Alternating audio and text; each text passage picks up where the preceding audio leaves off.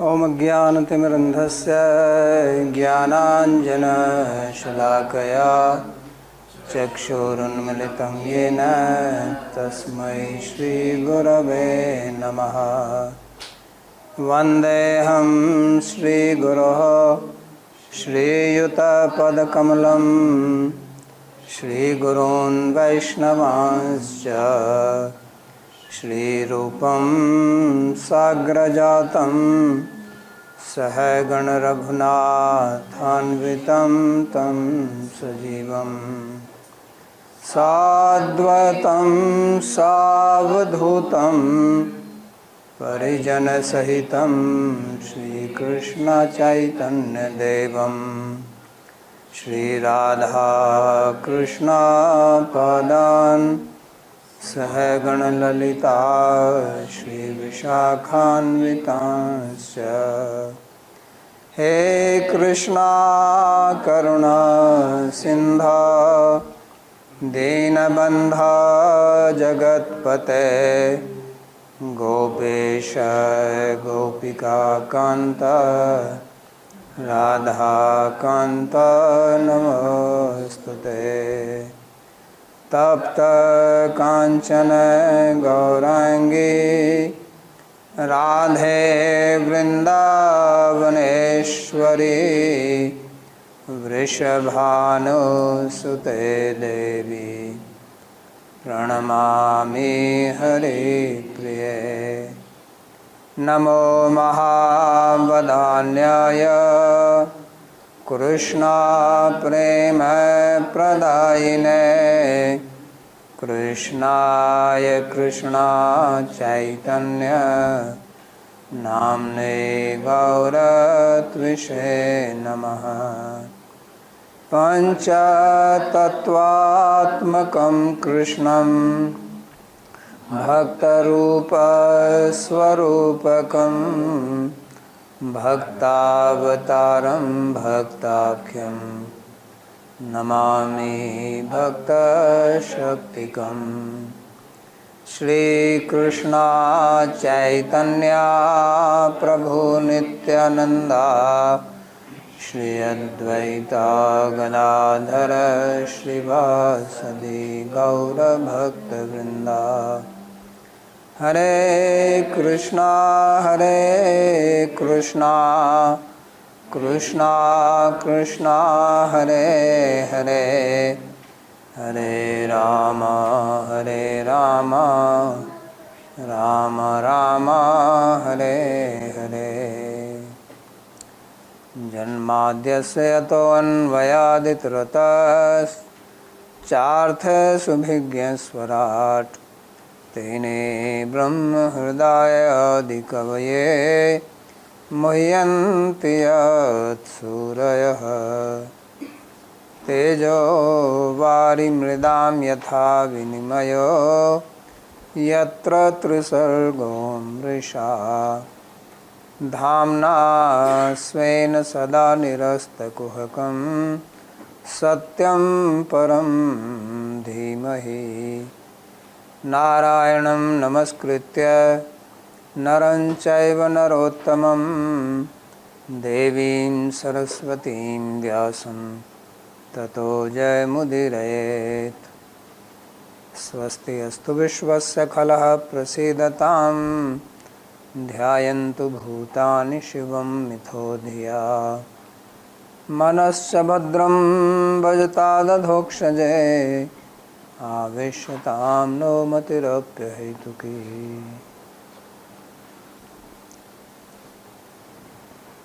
आप सभी का स्वागत है आज के इस गीता के प्रवचन में। और हम हैं द्वितीय अध्याय के 47वें श्लोक पर।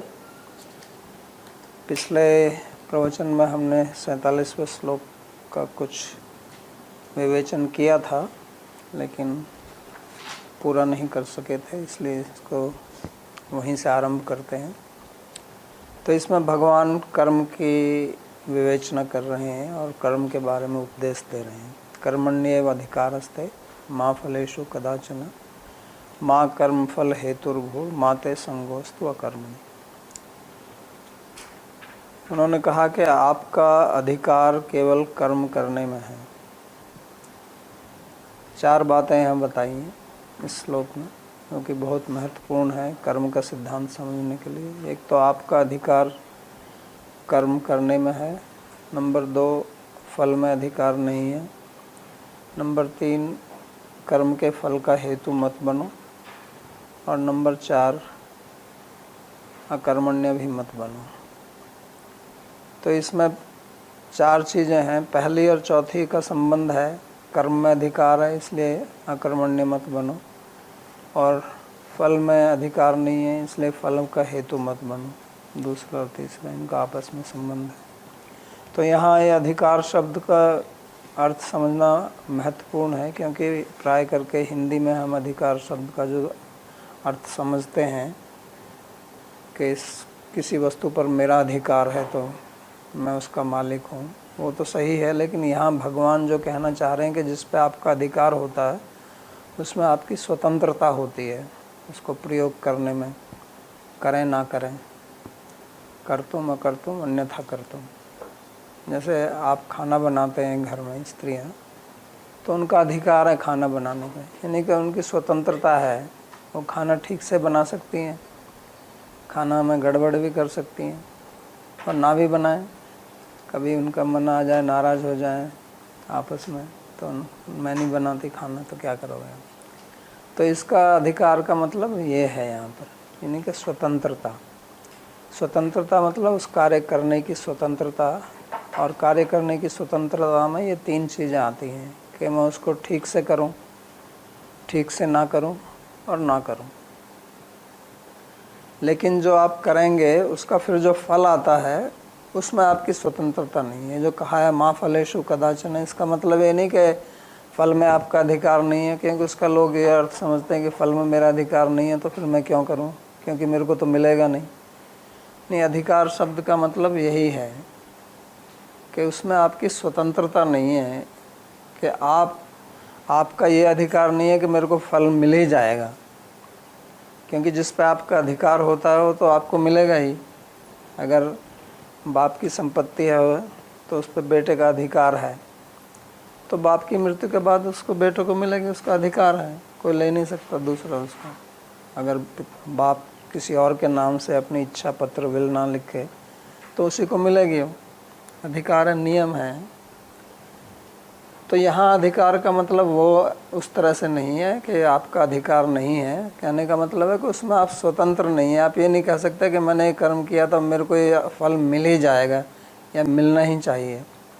और उसका कारण ये है कि उसमें अनेक दूसरे भी कारण हैं, और इसलिए आपकी स्वतंत्रता उसमें नहीं रहती है। तो इसको ध्यान में रखना चाहिए। नहीं तो लोग कहते हैं अगर मेरा कर्म में अधिकार, फल में अधिकार नहीं है तो मैं कर्म क्यों करूं,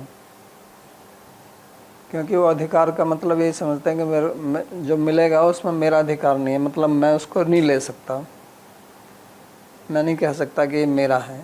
ये कहने का अर्थ नहीं है यहाँ पर, क्योंकि प्राय लोगों के मन में इस श्लोक के विषय में यही भ्रांति रहती है। तो अधिकार का मतलब केवल यहाँ स्वतंत्रता से है कि आप कि उसमें अथॉरिटी, स्वतंत्रता, मालिकपना इस तरह से नहीं है कि मैं ये तो मेरे को मिलना ही है। और ये हम सब का अनुभव ही है, हम अनेक प्रकार के कार्य करते हैं तो ज़रूरी तो नहीं है कि हमको उसमें सफलता ही मिल जाती है। अगर मेरे ही स्वतंत्रता होती और मैं कार्य कर रहा हूँ तो मैं तो सफलता के लिए ही कर रहा हूँ, तो फिर मेरे को सफलता क्यों नहीं मिलती। अगर मेरा अधिकार है, मेरा स्वतंत्र है उस पर, तो मिलनी ही चाहिए। मैं तो नहीं चाहता कि मेरे को ना मिले। अगर मेरी यह इच्छा है कि मैं काम करूं और मेरे को फल ना मिले तो मैं उसको करूंगा ही क्यों। तो इसलिए यहाँ माँ फलेषु कदाचन का ये अर्थ है कि उसमें उसकी स्वतंत्रता नहीं है। वो भी एक कारण है, अगर आप करोगे ही नहीं तो फल नहीं मिलेगा, लेकिन आप ही उसमें कारण नहीं है। देश, काल, पात्र, अनेक चीज़ें, पुराना आपका जो भाग्य है, पूर्व कर्म, ये सब उसमें कारण बनते हैं, और इन सब कारणों से मिलकर ही फल आता है। तो अगर ये सारे कारण सही हैं तो फल आ जाएगा, और किसी कारण में कहीं कमी रह गई तो नहीं आएगा। तो जैसे खेत में हम बीज डालते हैं तो ज़रूरत ही नहीं है कि बीज उग ही आए। ये तो जो भी खेती करते हैं उनको पता है कि कभी आप डालते हैं, कुछ बीज उगाते हैं, कुछ नहीं उगते हैं। तो जो नहीं उगे हैं उसका क्या कारण है? आपने तो सबको बराबर तरीके से डाला था, उसी खेत में डाला था, और यही संकल्प करके डाल रहे हैं कि ये सब उगेंगे।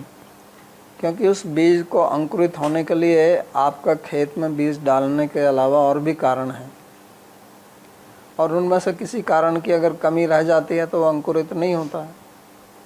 तो उसी तरह से यहाँ पर कह रहे हैं, हम जो कार्य करते हैं उस तरह से एक बीज डालना है। इसलिए इस शरीर को भी क्षेत्र कहते हैं, और कर्म जो है वो बीज के समान है। तो कभी वो फल देता है, कभी नहीं देता है, क्योंकि फल देने में दूसरे भी कारण हैं, और दूसरे भी कुछ प्रतियोगी रहते हैं जो उसमें बाधा डाल सकते हैं, नहीं होने देंगे। जैसे आप खेती करते हैं, अंकुरित भी हो गया तो उसमें फिर कभी चूहा आके काट देगा, गिलहरी आके बीज को खा जाएगी, बंदर आएगा, सूअर आएगा, जंगली जानवर, और फिर अगर फल का समय भी आ गया तो चिड़िया आ जाएगी, मोर आएगा, वो खाएंगे। तो ये भी तो सब कारण रहते हैं ना। तो इन सब से बच के तभी आप फल प्राप्त कर सकते हैं। तो ऐसे ही कर्म के फल में भी अनेक प्रकार की बाधाएं आ सकती हैं, ये उनका कहने का अर्थ है। लेकिन फिर वो कहते हैं माँ कर्म फल हेतुर्भो, के इस कर्म के फल का आप हेतु मत बनिए। तो ये भी थोड़ा आश्चर्यजनक है कि अगर मैं कार्य कर रहा हूँ और उससे फल आएगा तो मैं ही उसका हेतु हो गया, मेरे कारण ही तो आ रहा है। तो ये अब कर्मयोग की दृष्टि से बोल रहे हैं। जो पहले दो चीज़ें हैं वो तो एक साधारण कर्म, कोई भी कर्म करें उस पर लागू होती हैं।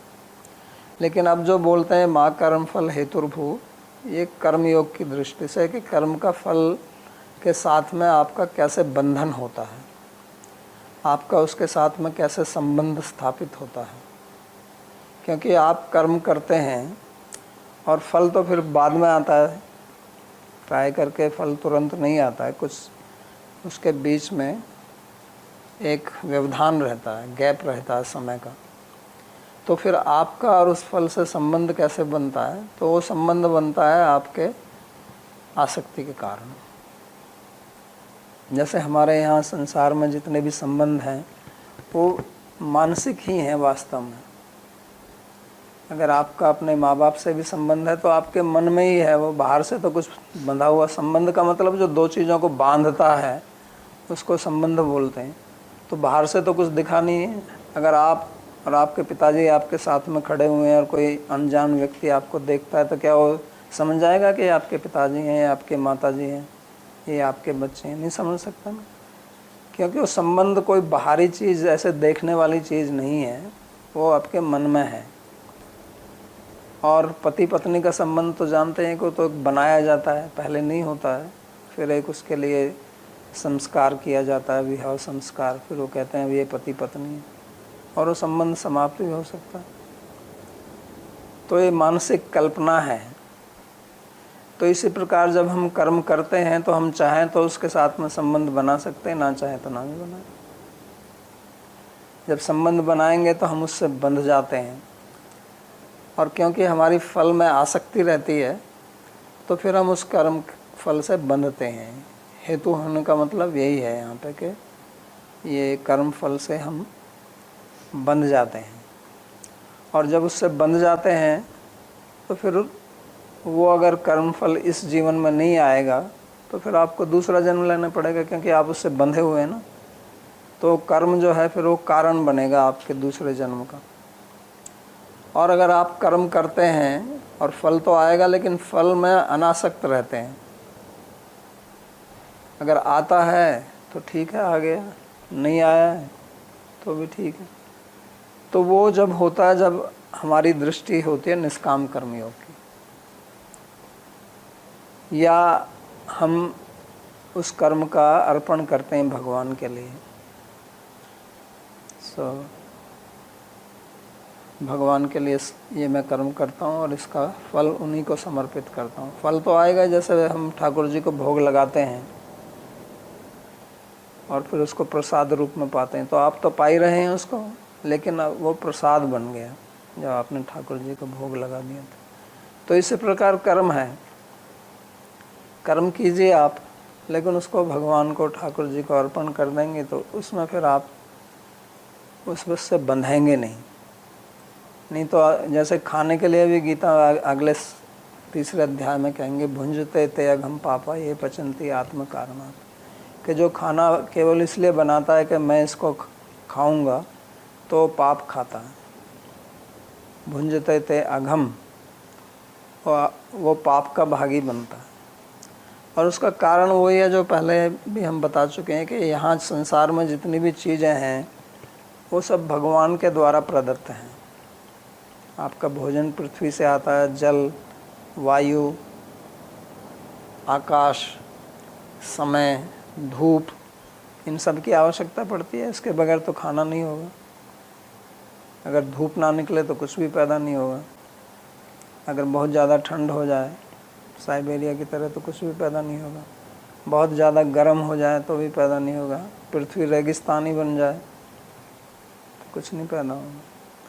तो इसलिए भगवान कहते हैं कि जो इन सब को ध्यान में रख के नहीं करता है, उनको अर्पण नहीं करता है, तो उसको पाप लगता है, क्योंकि आप दूसरे की चीज़ को खा रहे हैं। तो ऐसे ही कर्म कर रहे हैं, तो कर्म में आपका शरीर है और शरीर को हम सोच रहे हैं कि मैं स्वतंत्र हूँ, लेकिन शरीर जो है वो भी भगवान की इच्छा से, उनकी कृपा से चलता है। और इसको समझना कोई ज़्यादा कठिन नहीं है। हमें वायु, जल, भोजन ये सब ना मिले तो ये कैसे काम करेंगे। तो इसलिए जब हम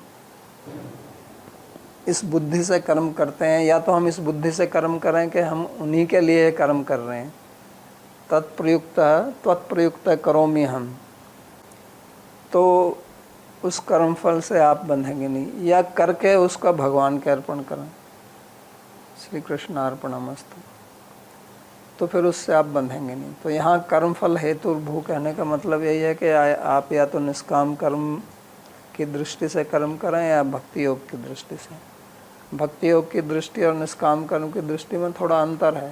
निष्काम कर्म में आप कर्म करके उसको अर्पित करते हैं, भक्ति योग में करते समय ही अर्पित रहते हैं। आप सोचते हैं कि मैं आपका दास हूँ, आपके द्वारा ही प्रयुक्त हूँ इस कार्य में, इसलिए मैं कर रहा हूँ उसको और आपके लिए ही कर रहा हूँ। तो एक भाव की बात है ये, क्योंकि आसक्ति भी तो एक भाव ही है हमारे मन में, और क्या है। किसी के साथ में आपकी मित्रता है, संबंध है, मन से उसको निकाल दो तो संबंध खत्म हो गया। तो ये भाव ही है जो हमको लाना है, और भावो ही भव कारणम, भाव ही संसार का मूल कारण है। गीता में आगे भी कहेंगे, यम यम यापि स्मरण भावम त्यजते अन्ते कलेवरम तम तमेवेति कौन्तेय सदा तद भाव भावित। तो ये भाव ही है, और इस भाव को ही हमें वास्तव में बदलना है। यही अध्यात्म है और यही गीता सिखा रही है।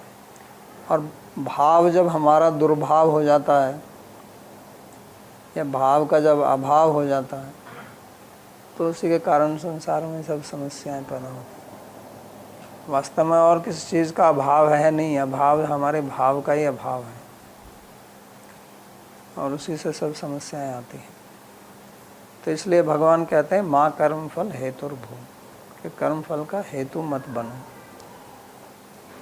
और फिर कोई सोच सकता है कि अगर ऐसी बात है, अगर मेरा फल में अधिकार नहीं है, मेरे को फल का हेतु नहीं बनना, तो मैं फिर कर्म करूं ही क्यों। तो कहते हैं कि माते संगो अस्तु अकर्मणि, कि तुम्हें कर्म ना करने में भी आसक्त नहीं होना चाहिए, क्योंकि मनुष्य शरीर ही कर्म योनि है, कर्म करने के लिए ही मिला है। इसलिए बार बार गीता में भगवान कर्म के ऊपर बल देते हैं, अंत तक 18वें अध्याय तक। स्वे स्वे कर्मणि निरत संसिद्धिम याति संसिद्धिम लभते नरः। और स्वयं भी कहते हैं कि मेरे को तो कुछ भी प्राप्त नहीं है, न अवाप्तम अवाप्तव्यम वर्ते एव च कर्मणि, मेरे को कुछ भी प्राप्त नहीं करना, फिर भी मैं कर्म में लगा रहता हूँ, हमेशा कर्म करता हूँ। वर्ते एव च कर्मणि। तो कर्म हमको करना है, और कर्म के बगैर कोई जीवित नहीं रह सकता है। नहीं कश्चित् क्षणम अपि जातु तिष्ठत्य कर्म कृत। क्योंकि अगर आप बैठे हुए हैं तो वो भी तो कर्म है, लेकिन उसका कोई विशेष फल आपको मिलने वाला नहीं है, तो उसी को अकर्मण्य बता रहे हैं। तो इसलिए माते संगोस्तु अकर्मणि का मतलब है कि मैं अपने कर्तव्य कर्म से च्युत ना हूँ, अपना कर्तव्य कर्म को मैं करूँ, उसको ना त्यागूं।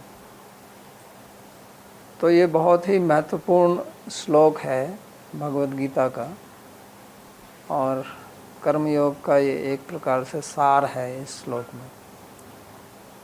और हमारे समाज के चलने के लिए ये बहुत महत्वपूर्ण है इसमें, क्योंकि हमारे समाज में जो इतनी विकृतियाँ आ जा रही हैं वो इसीलिए है कि व्यक्ति अपने अधिकार को नहीं समझता है। अधिकार जिस तरह से बात करते हैं, अधिकार के साथ में जो उसका उत्तरदायित्व आता है उसको नहीं समझता है।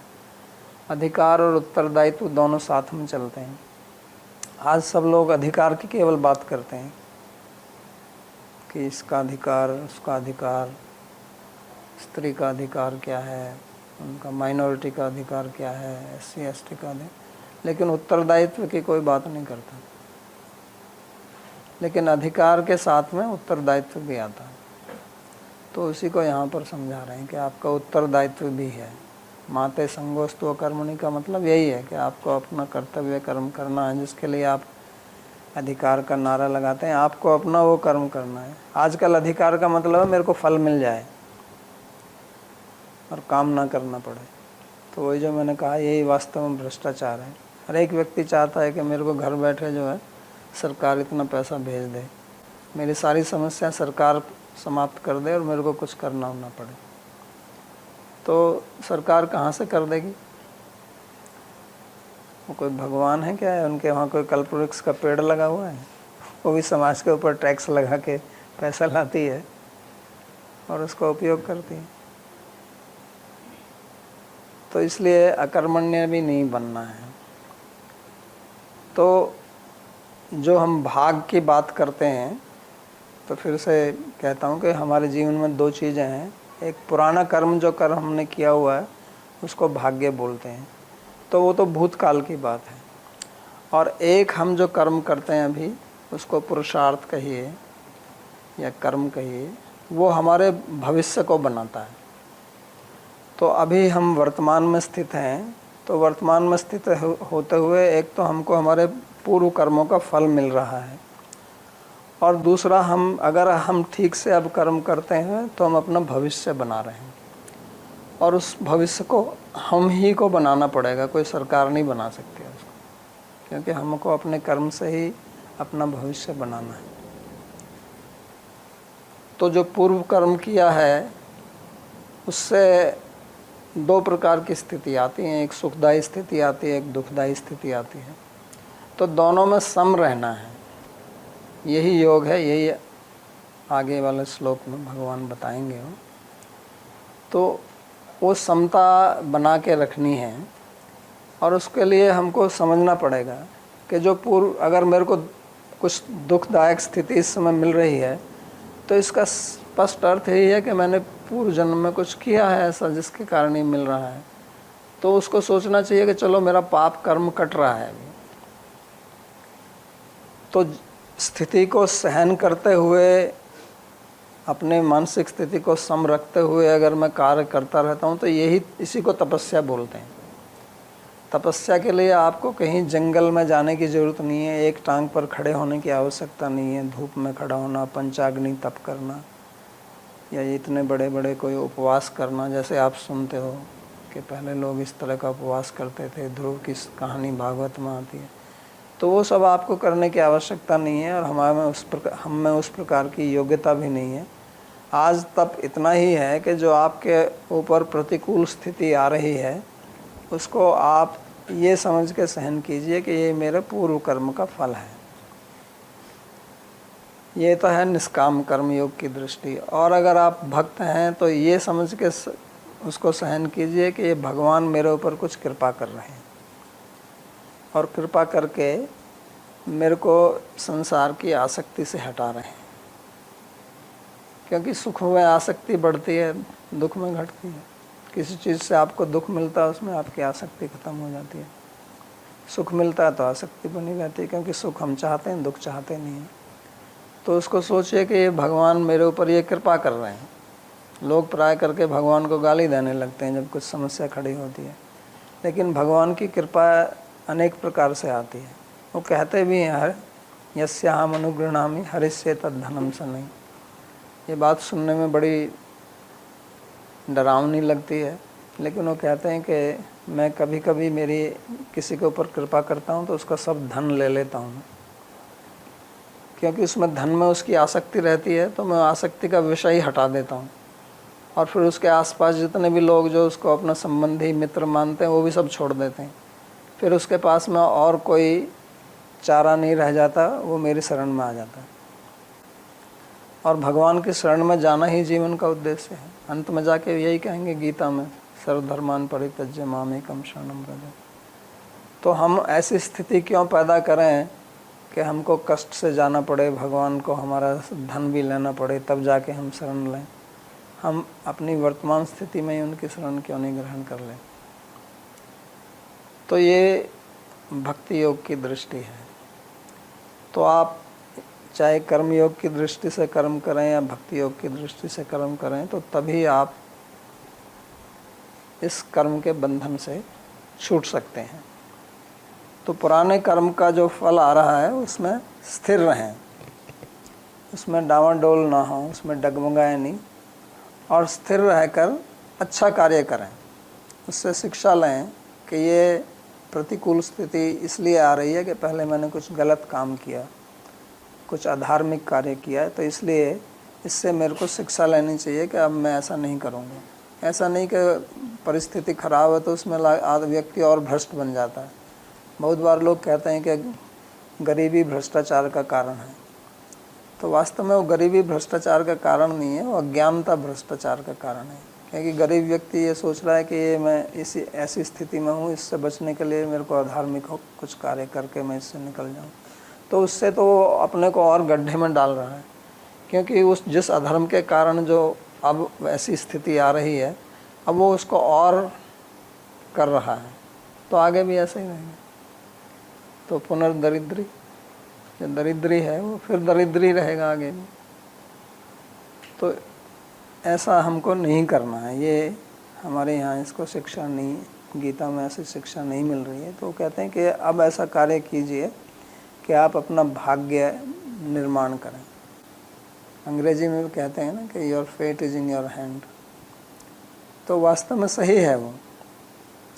तो उसके लिए आपको ठीक कार्य करना होगा, और प्रतिकूल जो स्थिति आ रही है उसको भगवान की कृपा मानिए, या ये मानिए कि मेरे पूर्व जन्म के जो पाप हैं वो कट रहे हैं और मेरी शुद्धि हो रही है।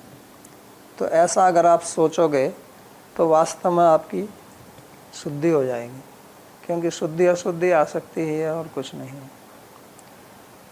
तो ये तो पूर्व श्लोक जो हमने पिछले प्रवचन में पढ़ा था, और अब इसके आगे उस कर्म को कैसे करना है, इसके लिए भगवान कह रहे हैं कि कर्मण्येव अधिकारस्ते। कर्मण्येव अधिकारस्ते यानी कि आप कर्म करें तो उसको किस प्रकार से करना है, उसके बारे में अब ये शिक्षा देते हैं यहाँ पर। और कहते हैं योगस्थः कुरु कर्माणि संगम त्यक्त्वा धनंजय सिद्ध्य सिद्ध्यो समो भूत्वा समत्वं योग उच्यते। तो ये भी बहुत महत्वपूर्ण श्लोक है और बहुत प्रायोगिक श्लोक है अपने जीवन में उतारने के लिए, अपने जीवन में शांति लाने के लिए। ये बहुत महत्वपूर्ण श्लोक है। और इसमें जो योग की भगवान ने परिभाषा दी है वो कुछ अलौकिक परिभाषा है।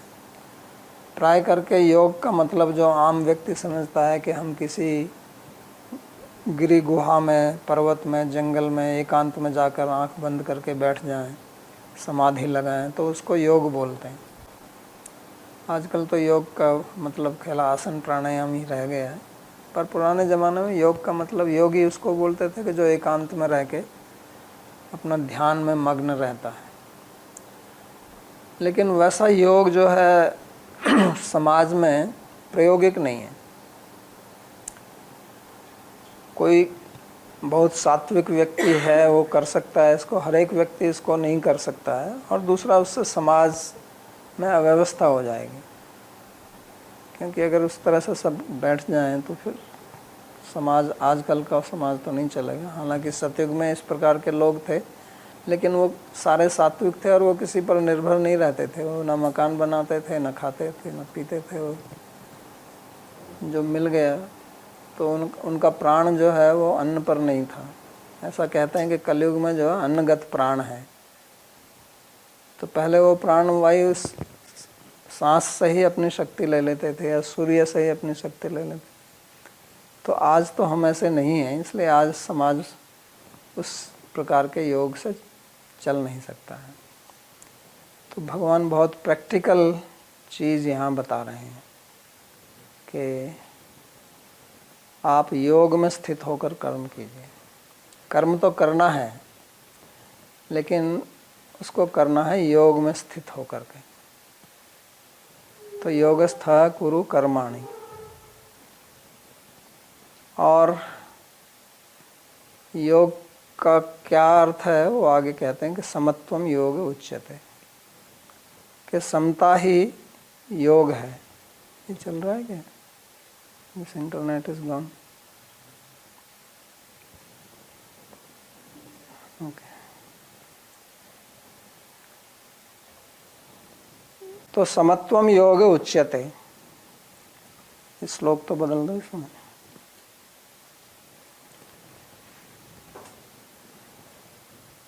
तो समता का मतलब है क्या है? समता का मतलब है कि सिद्धि और असिद्धि में सम रहना। तो सिद्धि का मतलब होता है सफलता, कि हमने कोई कार्य किया और हमको उसमें सफलता मिल गई, तो उसको बोलते हैं सिद्धि संस्कृत में। जैसे साधन शब्द है, और साधन से हम क्या जो प्राप्त करना चाहते हैं उसको सिद्धि बोलते हैं। यानी उसका जो फल है तो वो मिल गया, उसको सिद्धि बोलते हैं। और असिद्धि मतलब जो जिस फल के लिए, जिसके लिए हम कार्य नहीं कर रहे थे, वो नहीं हुआ। तो सफल होना, निष्फल होना, इसको सिद्धि और असिद्धि बोलते हैं। जैसे अर्जुन युद्ध के मैदान में है तो जय होना उसके लिए सिद्धि है, पराजित होना असिद्धि है।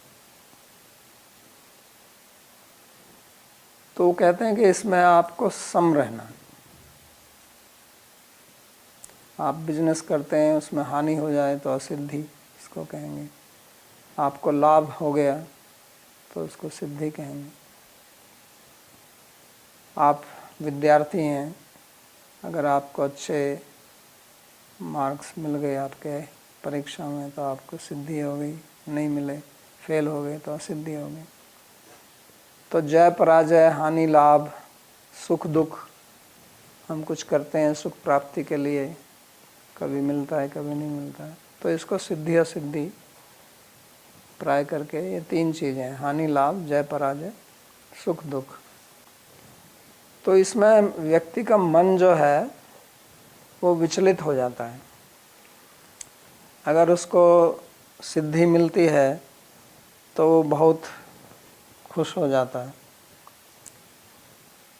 तो ये भी मन की चंचलता है। और अगर नहीं मिलता है तो फिर दुखी हो जाता है। और इसका मूल कारण वही है, आसक्ति। तो आसक्ति, फल में आसक्ति रहती है। कुछ लोगों की कर्म में आसक्ति रहती है कि वो कर्म में ही लगे रहेंगे। कर्तृत्व की भी आसक्ति होती है कि मैं करता हूँ, उसको एक क्रेडिट लेना होता है ना कि मेरे कारण हुए। ऐसे इस पे भी तो लड़ाई हो जाती है ना। वो कहता है कि नहीं, ये जीत मेरे कारण हुई। अगर आप टीम है और आपका मैच जीत गए तो हर एक खिलाड़ी ये सिद्ध करना चाहेगा कि जीत मेरे कारण हुई है, तो उसको कर्तृत्व आसक्ति बोलते हैं। फलासक्ति, कर्मासक्ति, कर्तृत्व आसक्ति और ना करने की भी आसक्ति हो जाती है। तो इस आसक्ति के कारण जो है हमारा मन समता में नहीं रहता है, और समता में रहना है कि इन सबसे ऊपर जो पहले आया निर्द्वंद्व नित्य सत्वस्थ निर्योग क्षेम आत्मा, ये जो द्वंद्व हैं, ये जो द्वैत है, इनसे ऊपर उठना। क्योंकि परमात्मा जो है वो इनसे ऊपर है, हमारी आत्मा जो है वो उनसे ऊपर है। क्योंकि हमारी आत्मा पर इन सब चीज़ों का कोई असर नहीं पड़ता है, हानि लाभ का, सुख दुख का, पर आत्मा पे कोई फर्क नहीं पड़ता। आप ये सब सुख दुख हानि लाभ जय पराजय सब मन में ही है, आत्मा में नहीं है।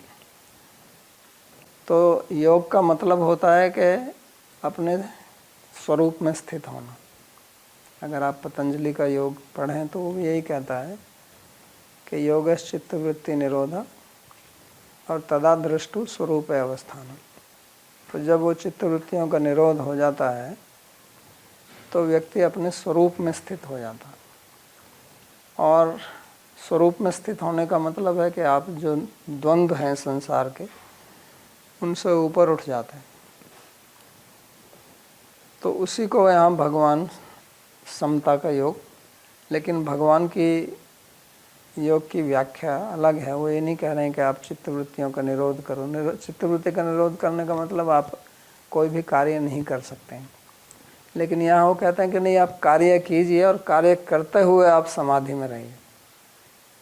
योग का मतलब समाधि भी होता है, समाधि योग दोनों पर्यायवाची शब्द हैं। तो ये क्रियात्मक योग यहाँ बताते हैं, क्रियात्मक समाधि, कि आप कर्म कीजिए। भगवान तो योगेश्वर हैं स्वयं, यत्र योगेश्वर है कृष्ण, और कार्य करते रहते हैं। उनका तो ऐसा नहीं है कि बैठ के ध्यान लगा रहे हैं। तो यही शिक्षा वो हमको भी देते हैं कि आप कर्म कीजिए, लेकिन उसमें समता बना के रखिए। और ये समता बनाना कोई आसान काम नहीं है, बहुत कठिन है। आपको सफलता मिल गई तो स्वाभाविक आप बहुत खुश होंगे, क्योंकि हमको आदत है सब मनाने की, जन्मदिन मनाने की। नहीं, कहीं पे आप किसी अच्छे स्कूल में एडमिशन हो गया तो उसको मनाने की, तो उसमें फिर एक आसक्ति रहती है, और वो जब नहीं होगा तो दुख होगा। तो इसलिए समता की स्थिति में रहना ये कठिन काम है, लेकिन शांति हमें समता की स्थिति में ही मिलती है। और समता की स्थिति में ना रहने का मूल कारण जो है वो राग द्वेष है।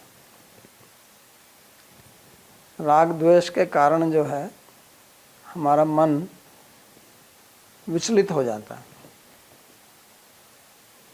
क्योंकि हमारा मन जो है वो इन्हीं दो लाइन पर चलता है, राग की लाइन पर, एक द्वेष की लाइन पर। तो वास्तव में जब आपकी जीत होती है तो उसमें भी कुछ द्वेष रहता है, राग रहता है और कुछ द्वेष रहता है। आपस में आप खुशी होकर मनाते हैं, लेकिन जिनकी हार हुई है उनसे तो द्वेष होता है। अभी भारत पाकिस्तान का क्रिकेट का मैच हो जाए तो ये ऐसे ही है जैसे आपस में उनका युद्ध चल रहा है, तो राग द्वेष रहता है। तो उस राग में और रस लेते हैं, और फिर द्वेष में विरस होता है तो दुख होता है उसमें, तो उसमें समता की स्थिति नहीं रहती है। तो इसलिए इसका अभ्यास करके देखिए आप, जब भारत और पाकिस्तान का क्रिकेट का मैच होता है, भारतीय लोगों के लिए बोल रहा हूँ, तो उसमें अगर भारत हार जाता है तो क्या आपके मन में दुख होता है, या भारत जीत जाता है तो क्या आपके मन में बहुत आनंद होता है? अगर ऐसा हो रहा है इसका मतलब आप राग द्वेष में हैं, और जब नहीं होगा तब समझिए कि आप योग में स्थित हो गए हैं। ये एक प्रैक्टिकल उदाहरण है, और कहीं भी इसको लगा सकते हैं। लेकिन समता में बहुत आनंद है। जब आपका मन जो है समता की स्थिति में रहता है तो बहुत आनंद होता है। क्योंकि आप लोग सोचेंगे कि अरे यार ये क्या, जब हमारा देश जीत रहा है, हमारी टीम जीत रही है और आपको आनंद की अनुभूति नहीं हो रही। नहीं, उनको तो आनंद की अनुभूति हार जाए तब भी होती है, क्योंकि हार जीत तो खिलाड़ियों के ऊपर, मेरे ऊपर थोड़ी है। मैं थोड़ी खेल रहा हूँ, और मेरे खुशी होने से और दुखी होने से उनको क्या असर पड़ता है, लेकिन मेरे अपने जीवन पर असर पड़ता है।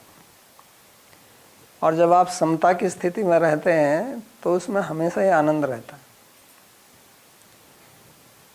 तो समता की स्थिति में हमको जाना है, लेकिन उसमें जाने के जो मार्ग में जो अवरोध आता है वो आता है कि हमारी आदत पड़ी हुई है राग द्वेष की। तो राग द्वेष की आदत ऐसा ही है कि जैसे आपको जंगल में, बहुत घने जंगल में अगर आपको चलना है तो पगडंडी जो बनी हुई है वहाँ पर उन पर चलने में आसानी रहती है, और पगडंडी छोड़ के आप इधर उधर चलेंगे तो आपको नया रास्ता बनाना पड़ेगा और उसमें बहुत अवरोध आएगा आपके लिए, बहुत कठिन पड़ेगा वो। तो उसी प्रकार हमारे दिमाग में क्या होता है, हमारी आदतें पड़ जाती हैं किसी चीज़ की, कि अब ये पास हो गए तो खुशी मनाना, जन्मदिन आ गया तो खुशी मनाना, नहीं हुए तो दुखी होना। तो इस तरह के क्या है, आजकल जो न्यूरो साइंस है वो क्या कहती है कि हमारे ब्रेन में जो है बहुत सारे सेल हैं, न्यूरॉन्स हैं 100 बिलियन, और वो हमारे कर्म के अनुसार जो है वो कनेक्ट हो जाते हैं एक दूसरे से। तो जिस चीज़ को हम बार बार करते रहते हैं तो उस तरह के न्यूरॉन, क्योंकि वो न्यूरॉन आपस में इंटरलिंक रहते हैं, तो वो एक तरह का सर्किट तैयार कर लेते हैं। तो फिर जब जैसी स्थिति आती है तो वो सर्किट ऑन हो जाता है, तो उसमें आपको सुविधा लगती है। वो उसी प्रकार है, जब आपको चलना है तो उस रास्ते से चलना जहाँ से बहुत लोग चल चुके हैं पहले ही, तो रास्ता बना हुआ है, और उससे अलग कर चलना, समता के रास्ते पाना ऐसे जैसे जंगल में आपको चलना है और यहाँ कोई पगडंडी वगडंडी नहीं है, चारों तरफ झाड़ झंकाड़ पेड़ पौधे सब खड़े हुए हैं, उसके बीच में से आपको निकलना तो कितना समस्या होगी। तो वो ऐसे ही लगता है समता में जाना, लेकिन वास्तव में समता में पहुंचकर आनंद उसी में आता है। और इस समता का अनुभव जो है वो हम सबको है,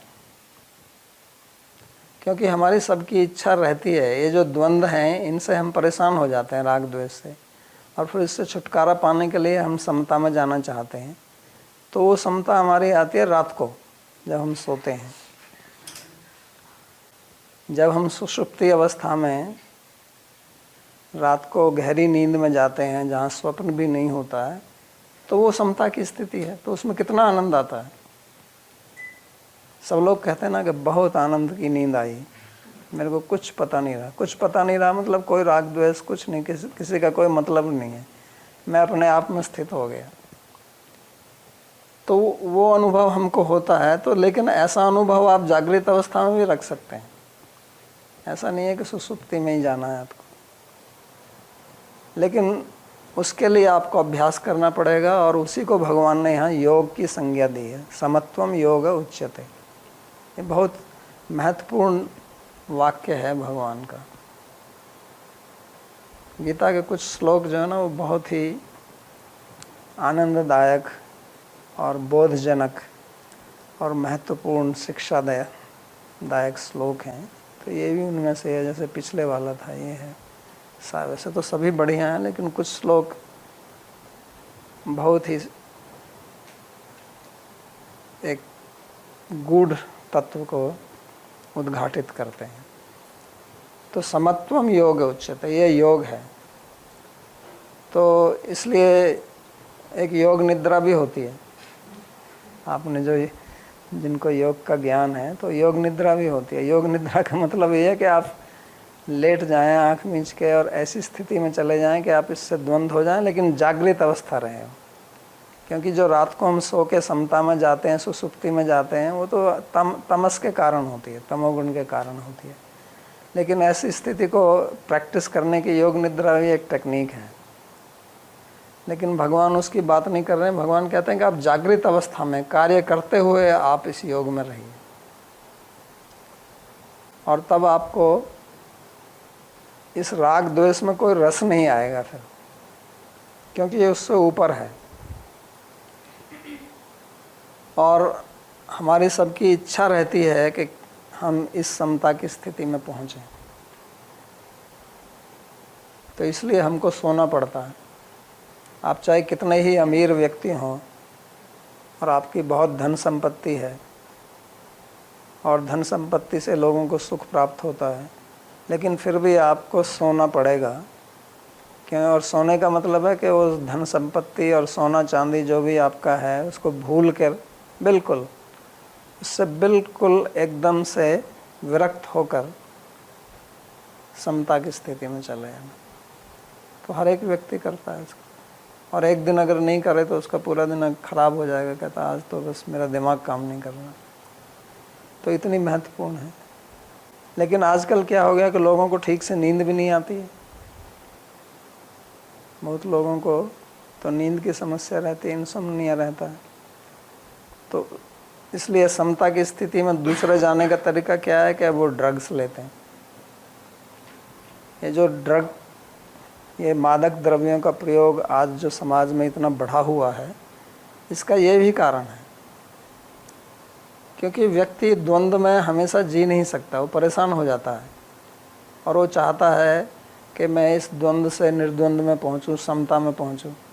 तो एक तो उसका पहुंचने का तरीका योग है, और दूसरा ये है कि मैं ड्रग ले लूं, कुछ पी लूं, खा लूं। तो उसका मतलब यही होता है कि वो क्या होता है कि इन सब से अलग हो जाता है। तभी तो उसको इतना आनंद महसूस होता है कि सब संसार भूल कर। तो एक बहुत ही सस्ता तरीका है समता में जाने का, और हानिकारक तरीका है, क्योंकि उससे आपके स्वास्थ्य पर बुरा असर पड़ता है, आपके दिमाग पर बुरा असर पड़ता है। इसमें पैसा तो खर्च होता ही है, और वो आपको निश्चेष्टता में ले जाता है, अकर्मण्यता में ले जाता है, आपको निरुत्साहित करता है। तो ये भी कारण है आज समाज में इतने प्रकार के जो ये ड्रग्स या शराब, मादक पदार्थ जो लोग ले रहे हैं, ये इसी के कारण है। अगर ये सब लोग योग करने लगें, और विशेष तौर से ये जो योग भगवान यहाँ बता रहे हैं, या दूसरा भी जो ध्यान योग है वो भी करें, तो उतनी उनकी जो इच्छा मादक द्रव्यों की रहती है वो समाप्त हो जाएगी। तो इसलिए यहाँ भगवान अर्जुन को धनंजय नाम से बोलते हैं। धनंजय का मतलब होता है जिसने धन को जीता, धनम जयते इति धनंजय। और धन एक तो बाहरी धन है, अनेक प्रकार का धन होता है। एक तो पैसे का धन होता है, एक द्रव्य पदार्थ है, किसी के पास ज़मीन है, किसी के पास गाय है, किसी के पास में कुछ और द्रव्य पदार्थ हैं, सोना है, चांदी है, तो इनको भी धन बोलते हैं। लेकिन ये सब बाहरी है। एक होता है अंदर का धन। तो वो अंदर वाला धन जो है वो ये समता का धन है। इसलिए भगवान अर्जुन को कहते हैं कि आप तो धनंजय हैं, इसलिए आप योग में स्थित होकर कार्य कीजिए, युद्ध कीजिए, और आपको डरने की आवश्यकता नहीं है। तो योगस्थ कुरु कर्माणि संगम त्यक्त्वा धनंजय। तो हर एक व्यक्ति को योगी बनना है, और योगी बनने के लिए आपको कहीं किसी आश्रम में जाने की आवश्यकता नहीं है, या किसी पहाड़ पर जाने की आवश्यकता नहीं है। आप जहाँ पर हैं वहीं पर रहकर योगी बने। ये भगवान का संदेश है। तो गीता और हमारा जीवन, जो हमारी इस प्रवचन माला का नाम है, वो इसलिए है कि इस गीता को हम अपने जीवन में किस प्रकार से उतारें, प्रयोग लें। क्योंकि ये केवल प्रवचन करने की वस्तु नहीं है, लेकिन इससे हम किस प्रकार अपने जीवन को शांत, सुख, समृद्धिमान बनाएं। तो उसके लिए ये अभ्यास करना है आपको कि अपने मन को समता की दृष्टि में किस प्रकार से रखना। इसी के लिए भगवान ने व्यवसायत्मिका बुद्धि शब्द का प्रयोग किया था। व्यवसायत्मिका बुद्धि एका ही करुण, तो एक निष्ठता तो तभी आएगी जब हम इस बात को ठीक से समझेंगे कि वास्तव में मैं जीवन में क्या चाहता हूँ। नहीं तो क्या होता है कि हम एक भेड़ चाल चलते रहते हैं, और भेड़ चाल का मतलब होता है कि जो दूसरा कर रहा है वही मैं कर रहा हूँ। अगर आपने भेड़ों को कभी देखा हो तो भेड़ के सामने एक भेड़ रहती है और सब उसी के पीछे चलती रहती है। अगर वो कुएं में गिरेगी तो वो भी गिर जाएंगी। एक बार काफ़ी साल पहले एक समाचार मैंने पढ़ा था कहीं अरब देश में कि एक भेड़ पाल था, भेड़ियों को पालने वाला। तो उसकी भेड़ थी, वो किसी पहाड़ी इलाके में था, तो एक भेड़ पहाड़ के बिल्कुल चोटी पर गई और आगे खड्डा था, तो सारी भेड़ उसके चल रही थी और वो आगे वाली गिर गई तो पीछे वाली सब एक के बाद एक सब गिरती गई। वो ये नहीं देखा कि ये गिरी है, मैं क्यों गिरूं, और वो रोकने का प्रयास किया लेकिन वो रुकी नहीं। 25,000 भेड़ मर गई। तो व्यक्ति भी इसी प्रकार का है। हम सोचते हैं कि ये तो भेड़ है, लेकिन हम भी ऐसे ही, हम दूसरों का, इसका हेयर स्टाइल ऐसा है तो मेरा भी हेयर स्टाइल ऐसा, ये ऐसा कपड़ा पहन रहा है तो मैं भी ऐसा कपड़ा पहन रहा हूँ, ये ऐसा काम करना चाहता है तो मैं भी यही काम करना चाहता हूँ। तो इसको मैमिक्री बोलते हैं। इस पर रिसर्च किया एक व्यक्ति ने, आई थिंक उसका नाम शायद गेरार्ड था। उसने कहा कि हमारी जितनी भी इच्छाएं हैं वो सब दूसरों की नकल के कारण है। हमारी अपनी इच्छा भी कोई मूल इच्छा नहीं है। लोग कहते हैं ना, I am a very original person, original thinker. तो कहता है कोई ओरिजिनल नहीं है, सब दूसरों की नकल करते हैं। और जब हम दूसरों की नकल कर रहे हैं, जो वो करना चाह रहा है वही मैं कर रहा हूँ, और जो वो कर रहा है वो भी किसी की नकल कर रहा है, वो नहीं है कि वो उसका है, तो कहते हैं इसी में भी द्वेष भरा रहता है। क्योंकि जिसकी मैं इच्छा का मैं अनुकरण कर रहा हूँ वो मेरा प्रतियोगी हो गया, मेरा राइवल हो गया वो, क्योंकि मैं उस जैसा बनना चाह रहा हूँ, बल्कि उससे अच्छा मैं बनना चाहता हूँ। तो ये भी कहते हैं कि राग द्वेष का मूल इतना गहरा है ये, और हमको इसका पता नहीं चलता है कि हमारी सोच कितनी इस राग द्वेष में घुसी हुई है।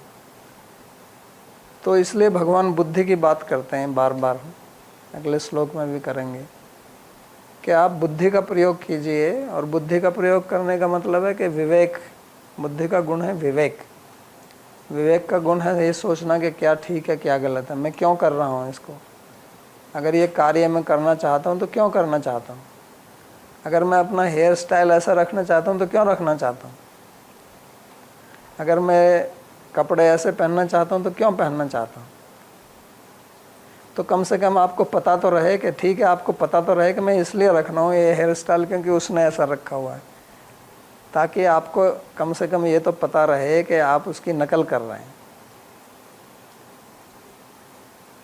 तो बुद्धि का प्रयोग ये है। और फिर आप ये भी सोच सकते हैं कि क्या आवश्यक है मेरे को ऐसे करना, क्या जरूरी है ऐसा। तो प्राय लोग कहते हैं अरे तो सभी करते हैं, तो हम भी करते हैं। तो फिर आप में और भेड़ में अंतर क्या रह गया। आप मनुष्य किस लिए हैं। मनुष्य का मतलब ये होता है जो मन से सोच के काम करता है। तो आप सोच कहाँ रहे हैं, आप दूसरों की नकल कर रहे हैं।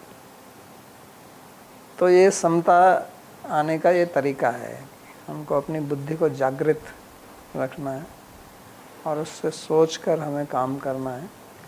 और फिर सफलता विफलता जो भी आती है उसमें स्थिर होकर काम करना, उसमें हमको डगमगाना नहीं है।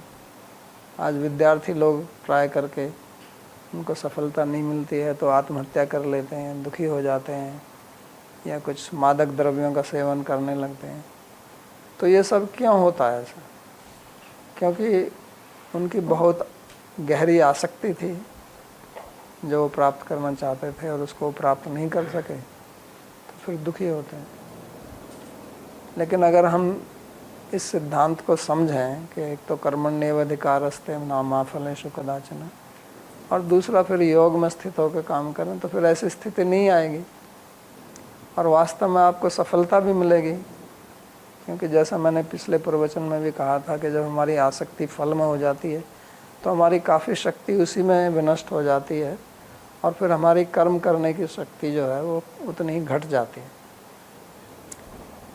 तो इसलिए भी योग में स्थित होकर काम करना। और फिर आपको हमेशा ही, आपके लिए विफलता भी सफलता है और सफलता भी सफलता है, क्योंकि आप विफलता और सफलता दोनों से पार चले गए हैं। जैसे हमारे पृथ्वी पर रात और दिन होते हैं, लेकिन अगर आप सूर्य पर चले जाएं तो वह न रात है न दिन है, एक जैसी स्थिति है। रात दिन तो इसलिए बनाए ना कि दोनों अपोजिट हैं। लेकिन हम अगर यहाँ से उठ के सूर्य लोक में चले जाएं तो वहाँ कुछ ऐसा है नहीं। तो इसलिए सफलता विफलता भी हमारे मन की बनाई हुई है। हम अगर इससे ऊपर उठ के अपने आत्मा में स्थित हो जाएं, परमात्मा में स्थित हो जाएं, तो निर्दोषम ही समम ब्रह्म ये साम्य स्थितम मन है। भगवान कहते हैं कि जिनका मन साम्य में स्थित हो गया वो ब्रह्म में स्थित हो गए। स ब्रह्म योग युक्त आत्मा सुखम अक्षयम अश्नुते, वो अक्षय सुख को प्राप्त करता है। तो ये भगवान का यहाँ पर उपदेश है, बहुत महत्वपूर्ण, बहुत सुंदर और प्रायोगिक उपदेश भगवान ने दिया है। तो आज का प्रवचन यहीं पर समाप्त करते हैं। किसी को कोई प्रश्न पूछना हो पूछ सकते हैं।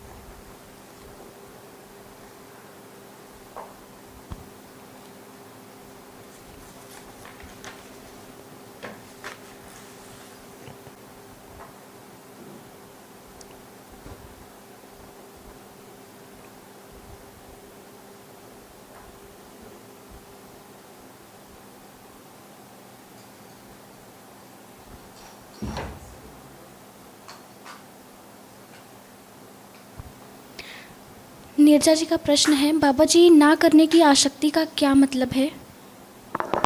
ना करने की आसक्ति का क्या मतलब है? कुछ लोग इसी में भी आनंद लेते हैं कि मैं कुछ नहीं करता फिर भी मेरे को इतना प्राप्त है, इसमें भी आसक्ति रहती है।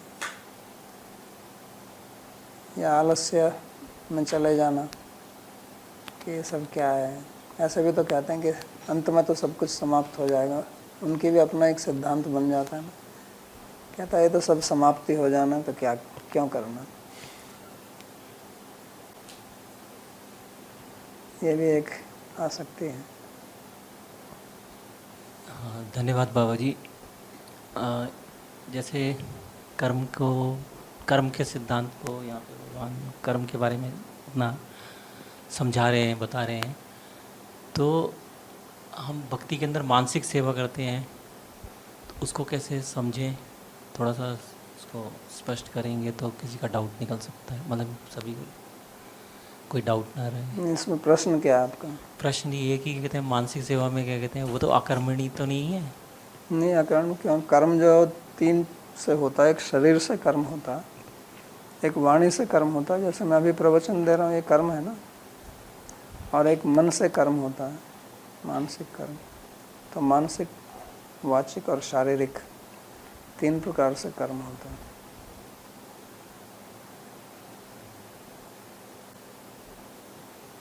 जो लोग ध्यान लगाते हैं तो वो भी तो ध्यान लगा रहे हैं, तो मन से ही लगा रहे हैं ना।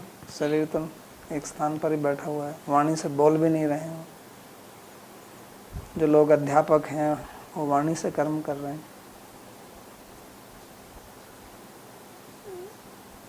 कुछ लोग पुस्तक लिखते हैं, तो एक प्रकार से मानसिक ही कर्म है।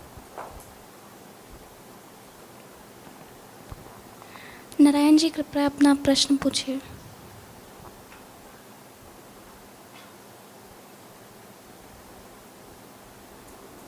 Radhe Radhe. Am I audible? Yes. Yes. Pranam Guru Maharaj. My question is, that in modern times, people like Andrew Carnegie or Swami Vivekananda, they have explained karma as activities, activities such as working for the nation, working hard at a job and such. And आज के समाज में कर्म का यही ज़्यादातर लोग यही अर्थ निकालते हैं कि अगर काम में अगर बंदा निपुण है तो उसकी प्रशंसा की जाती है, और जो बहुत मेहनती है उसकी प्रशंसा की जाती है. सो मेरा प्रश्न ये है कि karma is that something that you do to maintain your body और सोसाइटी और nation as it is understood, because ये जो लोग हैं ये खासकर भक्तों की बहुत निंदा करते हैं. ये कहते हैं कि भक्त तो बेचारे कामचोर हैं, ये कुछ काम नहीं करते हैं, ये सिर्फ खा के भगवान का नाम जपते हैं और कुछ पूजा पाठ करते हैं और कुछ they don't contribute to society and things like that. सो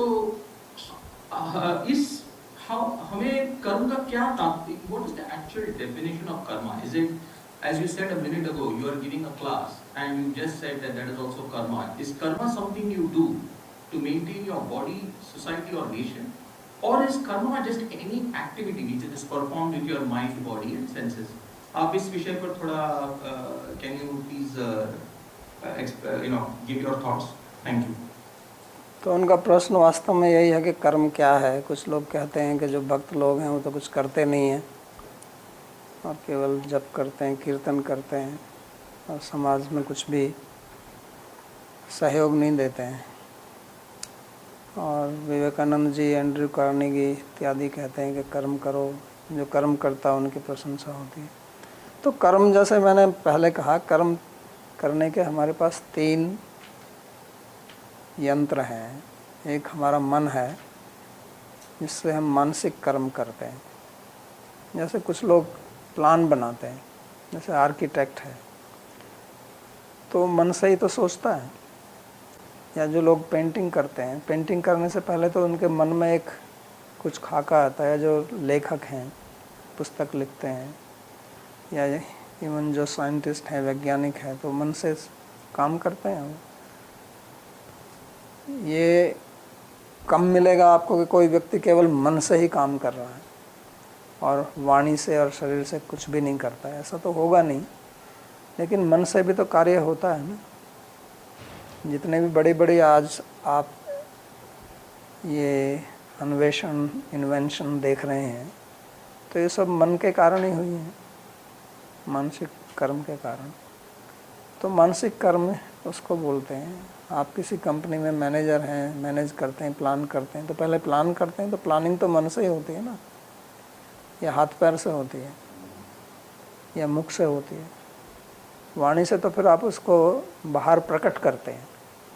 मन से जो भी आप कर्म करते हैं, सोचते हैं, उसको फिर बाहर उसको वाणी से प्रकट करते हैं. और वास्तव में जो भी आप वाणी से प्रकट करते हैं, जो भी आप शरीर से काम करते हैं, वो भी पहले मन से किया जाता है. आप अपने घर में हैं, घर से मंदिर जाना है तो पहले तो मन से ही जाएंगे. मन से आप सोचेंगे कि मेरे को वहाँ जाना है. अपने कार्य स्थल पर जाना है तो सोचेंगे पहले. जब अगर मन में विचार ही नहीं आएगा तो कैसे जाएंगे वहाँ पर. तो मानसिक कर्म तो सभी करते हैं, लेकिन कुछ लोगों का कार्य मुख्य रूप से मानसिक ही होता है. दूसरा फिर वाणी से कर्म है.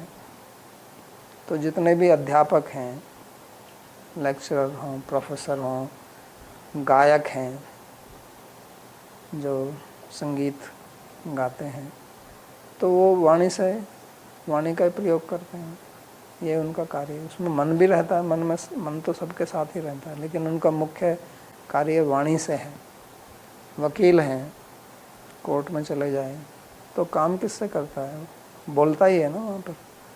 नेता लोग हैं, अभी सब जो अभी चुनाव हुआ तो इसमें दूसरे लोगों को प्रभावित किया इन लोगों ने, तो वाणी से ही किया ना. और क्या किया? वहाँ कुछ करके दिखाया क्या उन्होंने? वाणी से. तो ये वाणी का कर्म है. और तीसरा फिर शारीरिक कर्म है. जैसे कोई मानो किसी भवन का निर्माण हो रहा है तो वहाँ पर जो लोग कार्य कर रहे हैं तो प्राय शारीरिक कार्य करते हैं. या कोई खिलाड़ी है तो शारीरिक, शरीर का उपयोग करके कर रहा है. या कोई मानो बस का ड्राइवर है, कुछ भी इस तरह के कर्म हैं, तो वो शरीर का उपयोग करके काम करते हैं। तो ये 3 से काम होता है। अब उसमें कुछ लोग जो मानसिक कर्म उनका ज़्यादा है या वाणी से कर्म ज़्यादा है, तो उसको प्राय करके दूसरे लोग सोचते हैं तो कुछ करता नहीं है। और दूसरा कारण ये है कि हमारे मन में ये भी एक बैठा हुआ है कि कर्म का मतलब है कि उससे हमको पैसा मिलेगा, और अगर कोई नौकरी नहीं कर रहा है तो कहते हैं काम नहीं कर रहा है। काम करने का मतलब जॉब करना, नौकरी करना, उसको काम करना बोलते हैं। तो ये तो कुछ करता नहीं है। तो इस कारण से ये सब भ्रांति आती है। तो इसलिए जब कोई इस प्रकार के आरोप लगाता है तो सबसे पहले उनसे पूछिए कि आपकी कर्म की क्या परिभाषा है, किसको आप कर्म कहते हैं। क्या नौकरी करना ही कर्म है? तो फिर जो नेता लोग हैं वो तो कोई नौकरी नहीं कर रहे हैं। बहुत लोग हैं ऐसे जो नौकरी नहीं करते हैं। तो कहेगा बिजनेस करो, तो क्या वही कर्म है? आपके घर में आपकी माँ खाना बनाती है, पत्नी खाना बनाती है, तो बिजनेस कर रही है क्या वो, या नौकरी कर रही है? तो वो काम नहीं है क्या? भारत में जो फेमस है गीता शास्त्र, कर्म ही पूजा को लिखा हुआ है, ज़्यादातर लोग यही कहते हैं। नहीं, वो तो ठीक है, लेकिन मैं तो बात कर रहा हूँ कर्म क्या है। तो इसलिए पहले कर्म को समझना होगा कि कर्म क्या है। तो क्या कर्म जो है केवल खाने पीने के लिए ही है और कुछ नहीं है, उसी के लिए कर्म करना है? तो फिर वही बात आती है कि आजकल के जो राजनेता हैं तो वो क्या खाने के लिए कर्म कर रहे हैं क्या? जो वास्तविक नेता है वो तो खाने के लिए नहीं कर रहा है ना, वो समाज की सेवा के लिए कर रहा है। तो इसलिए अनेक प्रकार के कर्म हो सकते हैं। आपका पारिवारिक कर्म होता है, देश के लिए कर्म कर सकते हैं, समाज के लिए कर्म करते हैं। तो ऐसे जो साधु लोग हैं, भक्त लोग हैं, वो भी कर्म कर रहे हैं, लेकिन अलग प्रकार का कर्म कर रहे हैं। लेकिन क्योंकि वो प्रसिद्ध नहीं है समाज में, आज के समाज में, तो लोग सोचते हैं कुछ नहीं करते हैं। तो इसलिए उनको समझाना पड़ेगा, उनकी सोच को बदलना पड़ेगा, तभी उनकी समझ में आएगी कि कर्म क्या है। फिर यहाँ जो बात कर रहे हैं भगवान, वो कहते हैं कि कर्म तो आपको करना है, चाहे आप अपनी जॉब ही कर रहे हैं, नौकरी पर ही जा रहे हैं, लेकिन उसको समता में बैठ कर कीजिए। वो ये थोड़े मना कर रहे हैं कि आप जॉब मत करो। अर्जुन को तो लड़ने के लिए कहेंगे ना, इसके लिए तो वही काम है। वो तो एक तरह से ऐसे जैसे आर्मी का आदमी है अर्जुन। तो आर्मी का आदमी को क्या लड़ाई करनी है उसको? इससे भयंकर कर्म और क्या होगा? आपका जीवन हमेशा खतरे में है। पुराने ज़माने की लड़ाई है, जहाँ आमने सामने होके लड़ना पड़ता है। आज की तरह तो नहीं है कि आप एसी में बैठे हुए हैं और लड़ाई चल रही है। यहाँ से ड्रोन छोड़ दिया, वहाँ जाके वो बम रॉकेट छोड़ दिया। यहाँ तो आपका जीवन आपके हथेली पे सामने रख के आपको लड़ना पड़ता है। तो ऐसी स्थिति में भी वो कहते हैं कि समता बना के रखिए आप। तो अगर वो कोई अर्जुन जैसा व्यक्ति युद्ध के क्षेत्र में, जहाँ आपका जीवन हर समय खतरे में है, उसमें समता बनाए रखता है, तो हमारे लिए तो आसान ही है। तो उसके लिए वो यहाँ उपदेश दे रहे हैं कि आप समता की स्थिति में बैठ के तब कार्य कीजिए।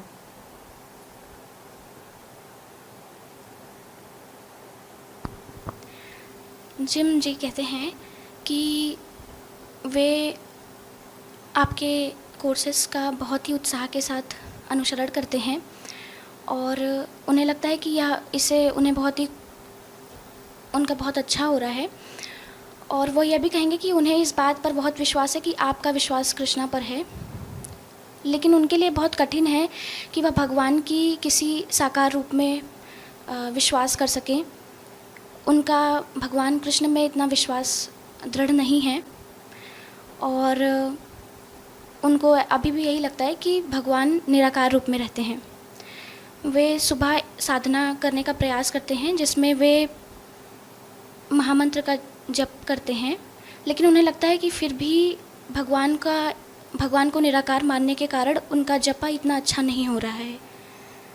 आप किस प्रकार की आप क्या सलाह देना चाहेंगे?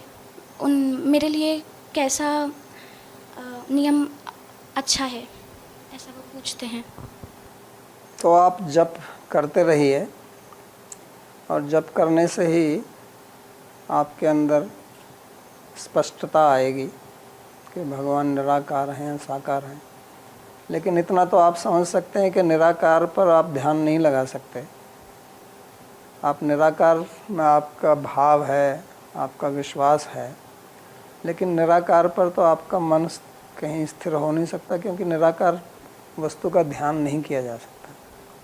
गीता के 12वें अध्याय में भगवान भी इस बात को कहेंगे। अर्जुन इस प्रश्न को पूछता है 12वें अध्याय के पहले श्लोक में कि इन दोनों में कौन अच्छा योगी है, जो निराकार को मानता है और जो दूसरा साकार को मानता है।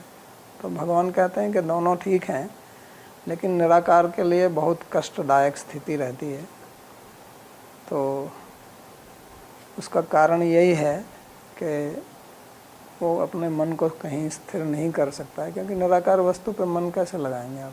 तो कोई रूप नहीं, रंग नहीं। तो इसलिए आप जो भगवान का जप कर रहे हैं उसको आप करते रहिए और ये श्रवण करते रहिए, तो उससे धीरे धीरे आपका मन और स्पष्ट रूप से समझने लगेगा कि तत्व क्या है। क्योंकि निराकार आप अगर तर्क से भी सोचें तो अंतिम वस्तु जिससे ये संसार, जिसमें हम सब साकार हैं, हमारा रूप है, तो उसका कारण निराकार नहीं हो सकता है। निराकार जो है वो किसी भी चीज़ का अल्टीमेट कॉज नहीं हो सकता, अंतिम कारण। वो तो साकार ही होना पड़ेगा, क्योंकि निराकार वस्तु में तो कोई थॉट, विचार, इच्छा, क्रिया शक्ति ये हो नहीं सकती। तो होना तो उसको फिर अंत में साकार ही पड़ेगा। लेकिन निराकार भी भगवान कृष्ण का एक उनका अंग है। निराकार भी वही है, साकार भी वही है, लेकिन निराकार ज्ञान उनका पूर्ण ज्ञान नहीं है, ये कह सकते हैं। जैसे सूर्य है तो सूर्य का आकार है, लेकिन उसमें से जो प्रकाश निकलता है वो निराकार है। लेकिन वो निराकार का जो आधार है वो तो साकार ही है। लेकिन अगर किसी को सूर्य का ज्ञान ना हो, मानो एक बंद कमरे में पैदा हुआ वो, जहाँ जिसके अंदर प्रकाश आता है, बाहर कभी कमरे से निकला नहीं हो, तो वो प्रकाश को ही जानता, सूर्य को नहीं जानता है। लेकिन उस प्रकाश का आधार तो सूर्य है, जो कि साकार वस्तु है। तो ये बात धीरे धीरे समझ में आएगी आपको। अभी आप जप करते रहिए।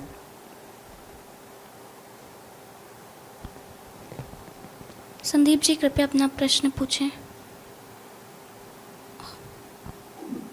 महाराज, मेरा प्रश्न ये था कि यदि हम अपनी आसक्ति को एड्रेस करें, ये मतलब प्रैक्टिस से और ये विचार लाते हुए कि मैं भगवान का दास हूँ हर स्थिति में, तो क्या मेरा राग और द्वेष ऑटोमेटिकली समता में आ जाएगा? अगर आप इसको सिंसियरली समझते हैं तो आ जाएगा। और क्या समता और है क्या? इतना ही है समता। आप अपने जितने भी भगवान को छोड़ के जो राग द्वेष करते हैं वो शरीर से संबंधित है। और समझें कि मैं भगवान का दास हूँ, उनका अंश हूँ, तो राग द्वेष से ऊपर उठ जाएंगे आप। निर्दोषम समम ब्रह्म, निर्दोष है, समता है उसमें। तो ऐसे में जो प्रारब्ध फल आ रहा है उसमें भी अपने आप को यही समझना है कि मतलब मैं भगवान का दास हूँ, तो जो भी प्रारब्ध फल है वो भी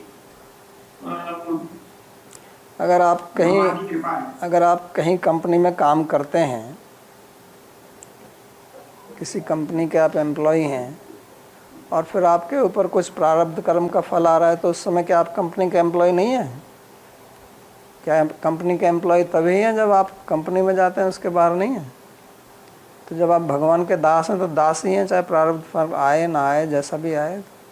प्रारब्ध फल तो आएगा, लेकिन ठीक आए, गलत आए, अनुकूल आए, प्रतिकूल आए, जैसा भी आए, तो उसमें दासत्व पर क्या फ़र्क पड़ता है?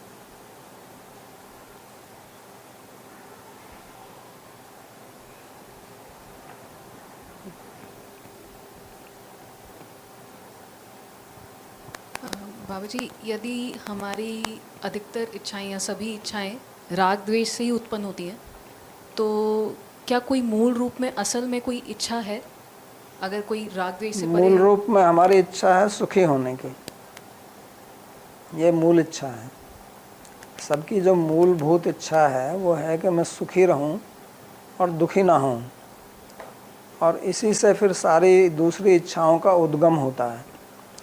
फिर हमारे संस्कारों के कारण हमारे किस चीज़ में हमारी ज़्यादा आसक्ति है, किस में कम है, उसके अनुसार फिर हम इस इच्छा को पूर्ण करना चाहते हैं, सुख प्राप्त करने की। तो किसी को जैसे मानो भोजन है तो सबको भूख लगती है, तो भूख में तो सब बराबर हैं, वो अलग बात है किसी को ज़्यादा लगते कम लगते, लेकिन भूख तो सबको लगती है ना। अब उस भूख का आप समाधान किस प्रकार के खाने से करते हैं? कोई चावल पसंद करता है, कोई रोटी पसंद करता है, कोई पास्ता पसंद करता है, कोई पिज़्ज़ा पसंद करता है, कोई कुछ, तो वो आपके अपने संस्कार के कारण है। लेकिन इच्छा तो आपकी अपनी भूख को शांत करने की है ना। तो ऐसे ही मूलभूत इच्छा हमारी है कि मैं सुखी रहूं और मैं कभी दुखी ना हूं।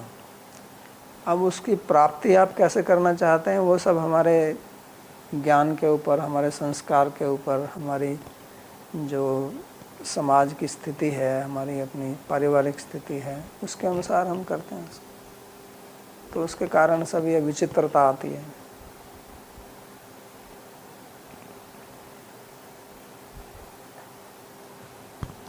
प्रश्न है, राधा कुंड और श्याम कुंड के जल को सिर पर डालने से क्या हमें अज्ञान से छुटकारा, हमारे विचारों को स्पष्टता तथा भक्ति सेवा में आसक्ति होती है? तो ये जहाँ से आपने सुना है वहीं से पूछिए ये प्रश्न, मैंने इसके बारे में कुछ नहीं कहा है, तो ये मेरे से पूछने की आवश्यकता नहीं है। कृपया जो विषय है उससे संबंधित प्रश्न पूछिए।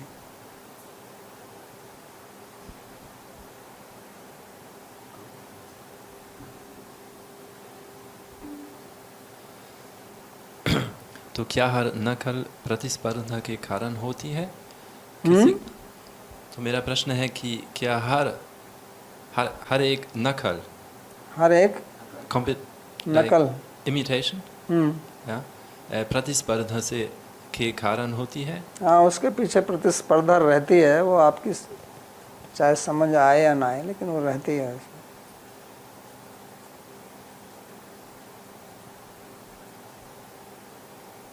एंड किसी की उदाहरण का अनुसरण करने और नकल करने में क्या अंतर है? उदाहरण का अनुसरण करना कि मैं समझता हूँ कि ये मेरे लिए अच्छा है तो इसलिए मैं उसको करता हूँ, और नकल करना कि मेरे को ऐसा बनना है, ऐसा होना। उसमें आप ये नहीं देखते कि मेरे लिए अच्छा है या नहीं अच्छा है, केवल नकल करना, ये अंतर।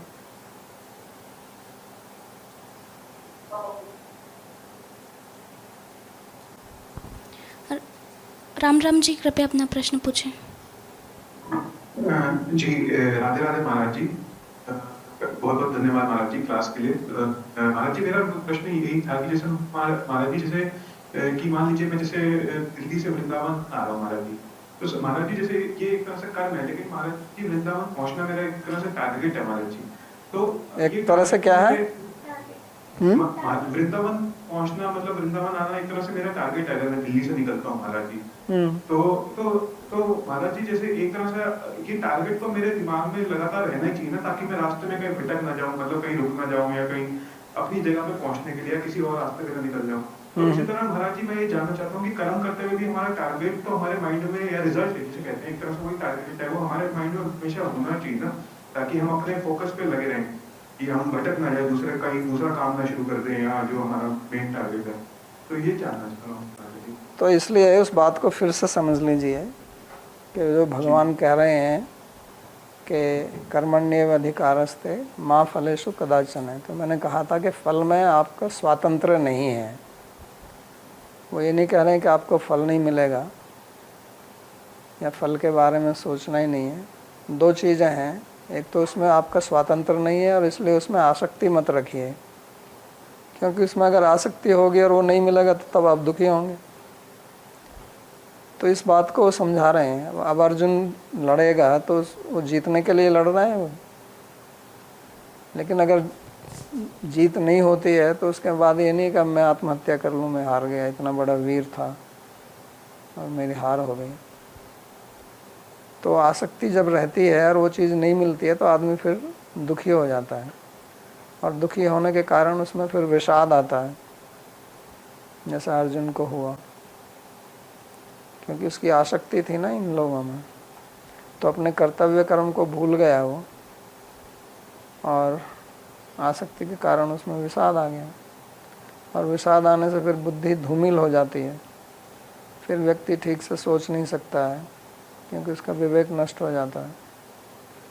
और ठीक से सोचने का मतलब ये नहीं है कि बिल्कुल सोच नहीं सकता, अब उसकी बुद्धि गलत तरीके से सोचने लगती है, फिर वो गलत चीज़ को ठीक समझने लगता है। उसी को मोह कहते हैं, उसी को भ्रम कहते हैं। उसी के लिए तो अर्जुन कह रहे हैं ना कि मेरी बुद्धि भ्रमित हो गई। कार्पण्य दोषो पर स्वभाव पृच्छामि त्वाम धर्म सम्मूढ़ चेता। धर्म के विषय में मेरी बुद्धि सम्मूढ़ हो गई है, मोहित हो गई है, यानी कि मैं ठीक से निर्णय नहीं कर पा रहा हूँ कि ये ठीक है या वो ठीक है।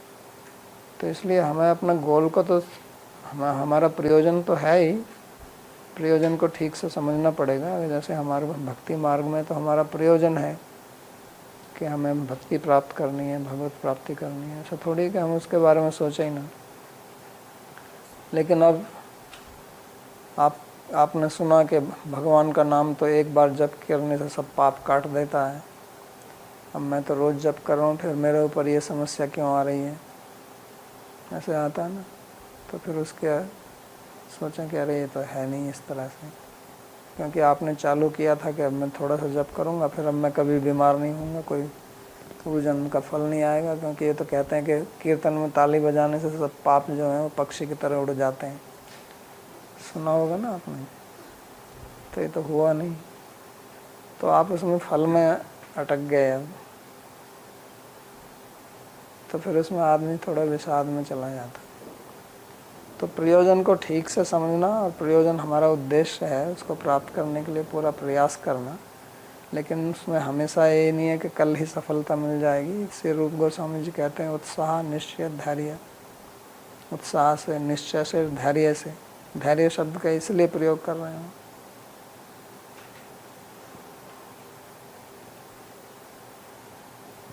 तो महाराज जी इसमें एक सवाल मेरा और था, जैसे महाराज जी आजकल जैसे कई फोटोज आती है, जैसे मान लीजिए कोई किसान, मतलब एक फोटो है जैसे उसमें कोई जमीन खोद रहा है, और उसमें अगर उसमें होता है कि एक अगर वो फावड़ा और चलाता तो नीचे हीरा बना होता, अगर वो एक फावड़ा और चलाता, तो इसमें भी सर महाराज जी हमें कब पता चलता है कि हमें कोई काम कितनी बार प्रयास करना चाहिए, कोई लिमिट है? जैसे मान लीजिए कोई भी, तो इसमें भी कि कोई काम को कितनी बार करना चाहिए कि भाई हाँ भाई ये हमारे लिए इतना ही ठीक है, या इसको एक बार और करें कि दोबारा प्रयास करें? इसमें भी कुछ इसमें महाराज जी।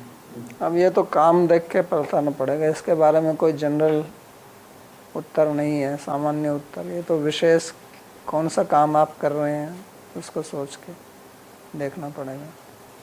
लेकिन सामान्य रूप से ये कहना है कि हमारा जो अंतिम उद्देश्य है वो अगर आध्यात्मिक है तो उसको कभी नहीं छोड़ना, चाहे जहाँ जितनी मर्जी हम असफल हो रहे हैं या प्राप्त ना कर सकें, क्योंकि उसके अलावा और कोई उद्देश्य है ही नहीं, तो उसको तो हम छोड़ नहीं सकते हैं। तो इसमें ऐसा कुछ नहीं कि कितनी बार करना है, उसके लिए चाहे 100 जन्म लेने पड़े वही करना है हमको। हाँ, भौतिक कार्य हैं उसमें तो देखना पड़ेगा कि इससे मेरा जो अंतिम उद्देश्य है उसमें मेरे को कितना लाभ मिल रहा है इससे, और इसको करने से क्या मैं अपने उद्देश्य की तरफ बढ़ रहा हूँ या नहीं बढ़ रहा हूँ। तो हमारा एक मूलभूत उद्देश्य होना चाहिए, और वो वास्तव में आध्यात्मिक ही होना चाहिए, क्योंकि बाकी कुछ रहेंगे तो बहु शाखा ही अनंतस्य बुद्धि व्यवसाय नाम। लेकिन जब मूलभूत उद्देश्य हमारा आध्यात्मिक नहीं रहता है तब इस तरह की शंका मन में आती रहती है कि यार इसको करूँ ना करूँ, करूँ ना करूँ। लेकिन जब मेरा मूलभूत उद्देश्य है आध्यात्मिक है तो उससे तो हम कभी विचलित हो नहीं सकते हैं। इसलिए कहा ना एक रहा कुरु नंदना, उसमें हमारी बुद्धि व्यवसायत्मिका रहती है। व्यवसायत्मिका माने निश्चित रहती है, उसमें अनिश्चय की बात ही नहीं आती फिर।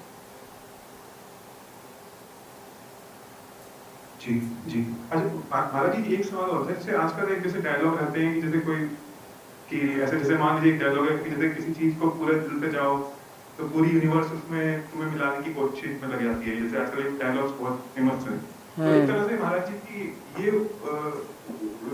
ये उसके तो जो गीता जी में है उसके उससे तो बिल्कुल ये मतलब जो लोग ये डायलॉग बोल रहे हैं उनका पहले आप स्थिति देख लीजिए कि उनकी क्या स्थिति है। खाली उनको ये तभी मत देखिए जब वो प्रवचन करते हैं स्टेज पर आकर, उसके प्रवचन के बाहर भी जाके देखिए कि इनका पर्सनल व्यक्तिगत जीवन कैसा है, क्या ये शांत हैं, क्या ये समता की स्थिति में है। तो वास्तव में आपको पता चलेगा कि ऐसा नहीं है। तो हमेशा जान लीजिए कि जो भी कार्य आप करते हैं उसके पीछे दो चीज़ तो हैं ही, बाकी आप माने या ना माने। एक आपके पूर्व जन्म का जो काम किया है जिसको दैव बोलते हैं, भाग्य बोलते हैं, और एक अब जो आप प्रयत्न कर रहे हैं, इन दो से गाड़ी चलती है। बाकी और कारण सामान्य कारण तो हैं ही, अंत में अल्टीमेट कारण भगवान है। लेकिन अगर उनको भी ना मानो तो ये दो तो आपको मानने ही पड़ेंगे, क्योंकि ये तो तर्क सम्मत हैं। हम जानते हैं कि यहाँ भी हमको कुछ फल मिलता है तो हमारे कर्म के कारण मिलता है, कर्म करते हैं फल मिलता है। लेकिन ये भी जानते हैं कि फल तुरंत नहीं आता है, कुछ कर्मों का फल देर से आता है। खाना खा लिया अभी तो तुरंत थोड़े ही उसके पाचन हो जाता है, उसमें भी समय लगता है।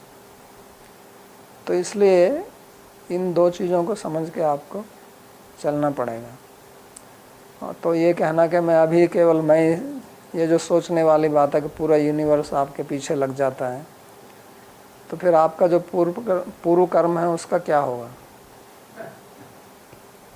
उसको कौन लेगा। ये संसार जो है ना एक कर्म से चलता है। हमारे तो वेदांत में यहाँ तक लिखा हुआ है कि जब आदमी कोई सिद्ध हो जाता है, यानी कि अब वो भगवत धाम जा रहा है, दोबारा जन्म नहीं लेगा, तो उसके भी अच्छे और बुरे कर्म का क्या होगा। तो उसके ऊपर बहुत विचार किया है। तो उन्होंने कहा कि उसके जो अच्छे कर्म हैं, क्योंकि सिद्ध होने के बाद भी तो कुछ कर्म कर रहा है, सिद्ध होते ही मर तो नहीं जाता है ना। किसी ने सिद्धि प्राप्त की और उसके 10 साल 20 साल बाद और जीवित रहा तो उसने कुछ अच्छे काम किए, और उससे कुछ गलत कर्म भी हो सकते हैं अनजाने में, जानकर तो वो नहीं करेगा। तो उसका फल कौन भुगतेगा, क्योंकि वो तो कर्म से फ्री है अब। और फ्री ना भी हो, वास्तव में तो फ्री है, पर अगर आप ये मानते नहीं भी फ्री है तो वो इस जन्म में नहीं आने वाले उनके फल, और अगला जन्म उसका होने वाला नहीं है, तो उन कर्मों का फल किसको मिलेगा। तो उसके बारे में कहा कि जो ऐसे लोगों की निंदा करते हैं, ऐसे लोगों को कष्ट पहुंचाते हैं, उनको तो मिलेगा बुरे कर्म का फल। जो ऐसे लोगों की सेवा करते हैं, सहायता करते हैं, उनकी प्रशंसा करते हैं, आदर देते हैं, उनको भी मिलेगा उनका अच्छा कर्म। जैसे बाप मर जाता है तो बेटे को उसकी संपत्ति मिलती है, तो इस तरह से। तो यहाँ तक तो इतना है। तो अब जो आदमी केवल बैठ के आँख मीच के सोच रहा है कि मैं करोड़पति बन गया, अभी मेरा इतना बड़ा मकान, ऐसे ही बोलते हैं ना कि सो बैठ के ध्यान लगाइए, तुम्हारा इतना बड़ा मकान है, ये वाली कार है, ये सब हो जाएगा। तो पूर्व जन्म का कर्म का क्या होगा उसका। तो ऐसा कुछ लोगों का अगर हुआ भी है तो इसलिए हुआ कि उनका पूर्व जन्म से मिलने वाला था, अब उसको उन्होंने सीक्रेट बना दिया, क्या बुक ऑफ द सीक्रेट, ये सब कर दिया। ऐसे नहीं होता है। अब ये भगवान क्यों कह रहे हैं कर्मण्येवाधिकारस्ते। इन्होंने कहा कहीं बैठ के बस बैठ के आंख मीच के ध्यान लगाओ। तो इस तरह की भ्रांति समाज में फैली हुई है, और वो लोग अपना पैसा बनाते हैं इससे। फ्री में देते हैं क्या, उसका चार्ज करते हैं, तो उनका तो काम हो गया। अब तुम्हारा कुछ होता नहीं होता, तुम भाड़ में जाए। जी महाराज जी, एक लास्ट सवाल और था महाराज जी। जैसे मान लीजिए कोई काम है, उसकी डेडलाइन है, मान लीजिए 15 दिन है अभी, तो ऐसा होता है प्रोक्रेस्टिनेशन है, ये अभी नहीं कर रहे, टाल रहे हैं, और जैसे ही वो लास्ट के 1-2 दिन बचते हैं, डेडलाइन आती है, तो डिसिप्लिन अपने आप आ जाता है माइंड में। तो महाराज जी इसके पीछे क्या कारण होता है कि ऐसा माइंड अपने आप डिसिप्लिन आ जाता है? क्या इसका क्लियर है कारण की तरह कि हमारे अपने आप ही डिसिप्लिन आ जाता है माइंड में? हाँ, वो तो अगर आप भूख से मर रहे हैं, आपको खाना चाहिए तो सर्वाइवल इंस्टिंक्ट हमारे अंदर है ना, सच्चिदानंद। सत का मतलब सर्वाइवल, तो हमारे अंदर प्रोग्राम भी है ऐसा। जी जी। नवदीप जी का प्रश्न है, यदि हमारे संबंध केवल मानसिक स्तर पर हैं तो जीव कर्म में क्यों बंधता है जब वह उन संबंधों के प्रति निर्धारित कर्तव्यों का पालन नहीं करता है? मैं किस प्रकार से 4.27 और 4.48 श्लोक का पालन करूं जब मैं कॉरपोरेट ऑफिस में कार्यरत हूं, जहां कर्म डायरेक्टली भक्ति योग से संबंधित नहीं है? कॉरपोरेट स्थान एक ऐसा स्थान है जहाँ पर सब कुछ परिणाम पर निर्भर करता है ताकि अधिक लाभ और पैसा कमाया जा सके, और जब परिणाम उचित नहीं होते हैं तो उनके लिए जो जिम्मेदार लोग हैं उन्हें कंपनी से निकाला भी जा सकता है। तो पहला प्रश्न क्या था उनका? संबंध मानसिक है तो क्या है? मानसिक अगर संबंध हैं तो फिर किस प्रकार से उनके कर्मों का फिर हमें असर पड़ता है अगर हम कर्तव्य का पालन नहीं करते हैं संबंधों से निर्धारित? संबंध तो है लेकिन वो कर्म का फल तो आएगा ना। कर्म थोड़े मानसिक है, कर्म का फल तो आपके हाथ में नहीं है ना। संबंध अलग है, कर्म फल अलग है।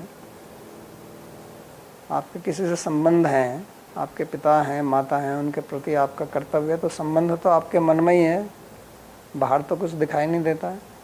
लेकिन अगर आप अपना कर्तव्य नहीं करते हैं तो उसका फल तो मिलेगा ना आपको। उससे संबंध से क्या मतलब है? कॉर्पोरेट वर्ल्ड में जो चलता है वो तो उसी तरह से चलता है जो राम जी पूछ रहे थे अभी आप। आजकल तो मैंने पहले भी कहा था पिछले प्रवचन में कि हमको शिक्षा यही जाती है कि फल में आसक्ति रखो, और गीता में भगवान कहते हैं फले सक्ते निबध्यते, कि फल में आसक्त होने से आप बंध जाएंगे। तो कॉर्पोरेट वर्ल्ड में अब ये निर्भर करता है कि आप क्या हैं। पहली बात तो ये है कि क्रिया जो है वो भक्ति और अभक्ति नहीं होती है, जो कर्ता होता है वो भक्त और अभक्त होता है। जैसे कोई मानो पाचक है, खाना बनाने वाला है, तो वो जो क्रिया करता है वो खाना बनाने की क्रिया करता है। तो इसलिए आपका अगर भाव ये है कि मैं भगवान का भक्त हूँ, तो फिर आप जो क्रिया करेंगे उसको भी इसी तरह से करेंगे कि मैं भगवान की भक्ति के लिए कर रहा हूँ। तो क्रिया फिर आपके कर्ता के अनुसार होती है। कर्ता अगर बदलता है अपने भाव को तो उसकी क्रिया बदलती है। महाभारत में तो यहाँ तक है, और वो भक्ति की भी बात नहीं है, वो कर्मयोग की बात कर रहे हैं कि एक व्यक्ति था और वो मांस बेचता था, लेकिन एक ऋषि को उसके पास जाना पड़ा उस शिक्षा लेने के लिए, व्याध के पास। धर्म व्याध उसका नाम महाभारत में धर्म व्याध दिया। तो उस ऋषि ने उससे ज्ञान लिया और उससे फिर ये प्रश्न पूछा कि आप तो ये करते, तो कहता मैं इसमें लिप्त नहीं रहता हूँ। मेरे को ये जो प्राप्त हुआ है परंपरागत कार्य है, मैं इसे परिवार में पैदा हुआ तो मैं करता हूँ।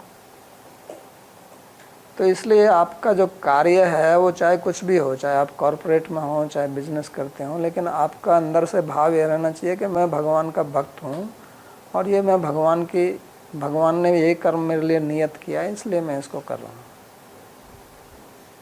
अब वहाँ पे फल वल की बात क्या है? आप अपना जो भी आपका कर्तव्य कर्म है उसको ठीक से कीजिए, और फिर भी अगर आपको नौकरी से निकाल दिया जाता तो उसमें आप कुछ नहीं कर सकते हैं। यही तो बात कह रहे हैं कि कर्मण्येवाधिकारस्ते मा फलेषु कदाचन, उसमें तो आपके स्वतंत्रता नहीं है ना। लेकिन आप अपने कर्तव्य निभाने में कोई कमी मत रखिए। कर्मण्येवाधिकारस्ते का यही मतलब है कि आप अपना कर्म जो है वो पूरी शक्ति से, पूरी ईमानदारी से कीजिए, और फिर भी अगर आपको प्रमोशन नहीं मिलती है, आपको नौकरी से निकाल दिया जाता, तो उसको भी भगवान की इच्छा मान के स्वीकार कीजिए, और क्या कर सकते हैं। हो गया? 2 प्रश्न हो रहे हैं। प्रश्न है, योग में समता की स्थिति कैसे प्राप्त करें? समता की स्थिति के लिए अभी तो बताया है पूरा टाइम, और क्या बताया है कि आप राग द्वेष से मुक्त होकर कार्य कीजिए। इसका अभ्यास करना पड़ेगा। मैंने कहा कि ये कोई आसान काम नहीं है, ऐसा नहीं है कि एक दिन में हो जाएगा। ये आपको इसका सतत अभ्यास करना पड़ेगा जागरूकता के साथ में, क्योंकि बार बार आपका मन राग द्वेष में चलेगा। उसका बहुत अभ्यास है हमको, तो वहाँ से उसको निकालना पड़ेगा। और जब सफलता आती है तो उसका भोग नहीं करना, और जब विफलता आती है तो उसमें दुखी नहीं होना, इसका अभ्यास करना पड़ेगा। मोहिनी जी का प्रश्न है कि कोई व्यक्ति समत्व का प्रयास किस प्रकार कर सकता है जब वह जीवन में सही रूप से स्थित नहीं है और उसकी मूलभूत आवश्यकताएं पूर्ण नहीं हो रही हैं। जैसे कि मूलभूत आवश्यकताएं यहाँ पर जिनकी वो बात कर रही हैं वो है व्यवहारिक जीवन, संपर्क में आना और किसी भी कम्युनिटी का हिस्सा होना जैसी आवश्यकताएं अगर फुलफ़िल नहीं हो रही हैं। क्योंकि जिस प्रकार से भोजन और रहने के लिए स्थान ज़रूरी है, उसी प्रकार से ये आवश्यकताएं भी ज़रूरी हैं। तो ये आवश्यकताएं आपने अपने मन में पाली हुई हैं और आपकी इनमें आसक्ति है, फिर वो आप कहते हैं कि ज़रूरी हैं, तो ऐसा तो कोई नहीं है, ज़रूरी नहीं है। योग में जब आप 6ठे अध्याय में पढ़ेंगे योग में, तो भगवान तो कहते हैं कि निर्जन स्थान में जाके बैठिए आप, तो आप तो पहले ही निर्जन स्थान में बैठी हुई हैं, तो आपको चिंता क्या, आपके लिए तो जो स्थिति पहले से ही पैदा कर दी है भगवान ने। तो ये हमारी आसक्ति है और फिर हम कहते हैं कि हमारी आवश्यकता है, क्योंकि आसक्ति से ही आवश्यकता आती है, तो ऐसा नहीं है। और परिस्थिति की बात यह है कि परिस्थिति चाहे कोई भी हो, वो भक्ति में बाधा नहीं है। बाधा आपका मन है और कोई बाधा नहीं। अर्जुन से विषम स्थिति और क्या हो सकती है, युद्ध के मैदान में जीवन खतरे में हर समय उनका। लेकिन जब परिस्थिति विषम होती है तो उसमें आदमी की जागरूकता भी बढ़ती है, अगर आदमी बुद्धिमान है तो। और अगर नहीं है तो फिर वो समस्या ही देखता रहता है, फिर कि इसमें ये समस्या, उसमें वो समस्या। लेकिन बात यह है कि हमको निश्चयपूर्वक कार्य करना है जो हम नहीं करना चाहते हैं। जो मैंने पिछली बार भी कहा था कि भ्रष्टाचार का मतलब होता है कि मेरे को करना कुछ ना पड़े और फल मिल जाए, तो ऐसा तो होने वाला नहीं है। भगवान बार बार कर्म के ऊपर जोर इसलिए दे रहे हैं, तो कर्म हम करना नहीं चाहते हैं, फल प्राप्त करना चाहते हैं, तो वो होगा नहीं। तो आपको निश्चयपूर्वक काम करना पड़ेगा, जो भी आपका कर्म है, साधना है, और उसी से आपकी तरक्की होगी। नहीं तो जहाँ हैं वहीं रहेंगे, उससे नीचे भी चले जाएंगे। ठीक है, प्रार्थना श्लोक। सर्वोपनिषदो गावो दोग्धा गोपाल नंदनः पार्थो वत्सः सुधीर्भोक्ता दुग्धं गीतामृतं महत् एकं शास्त्रं देवकी पुत्र गीतम् एको देवो देवकी पुत्र एव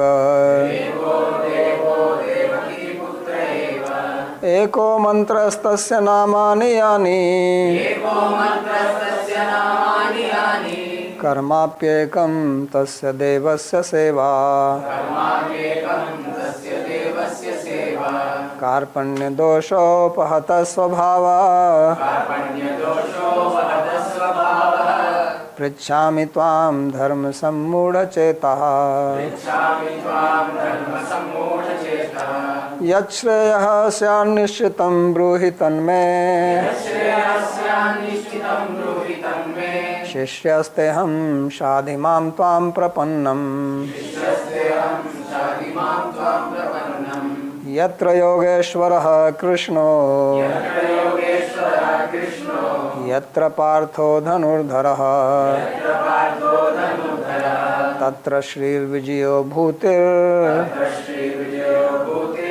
ध्रुवा नीतिर्मतिर्मम कृष्णाय वासुदेवाय देवकी नंदनाय च नंदगोपकुमाराय गोविंदाय नमो नमः नमः पंकजनाभाय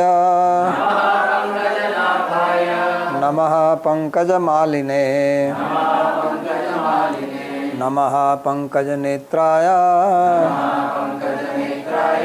नमस्ते पंकजांघ्रये भवे भवे यथा भक्तिः पादयोस्तव जायते तथा कुरुष्व देवेश नाथस्त्वं नो यतः प्रभो नाम संकीर्तनं यस्य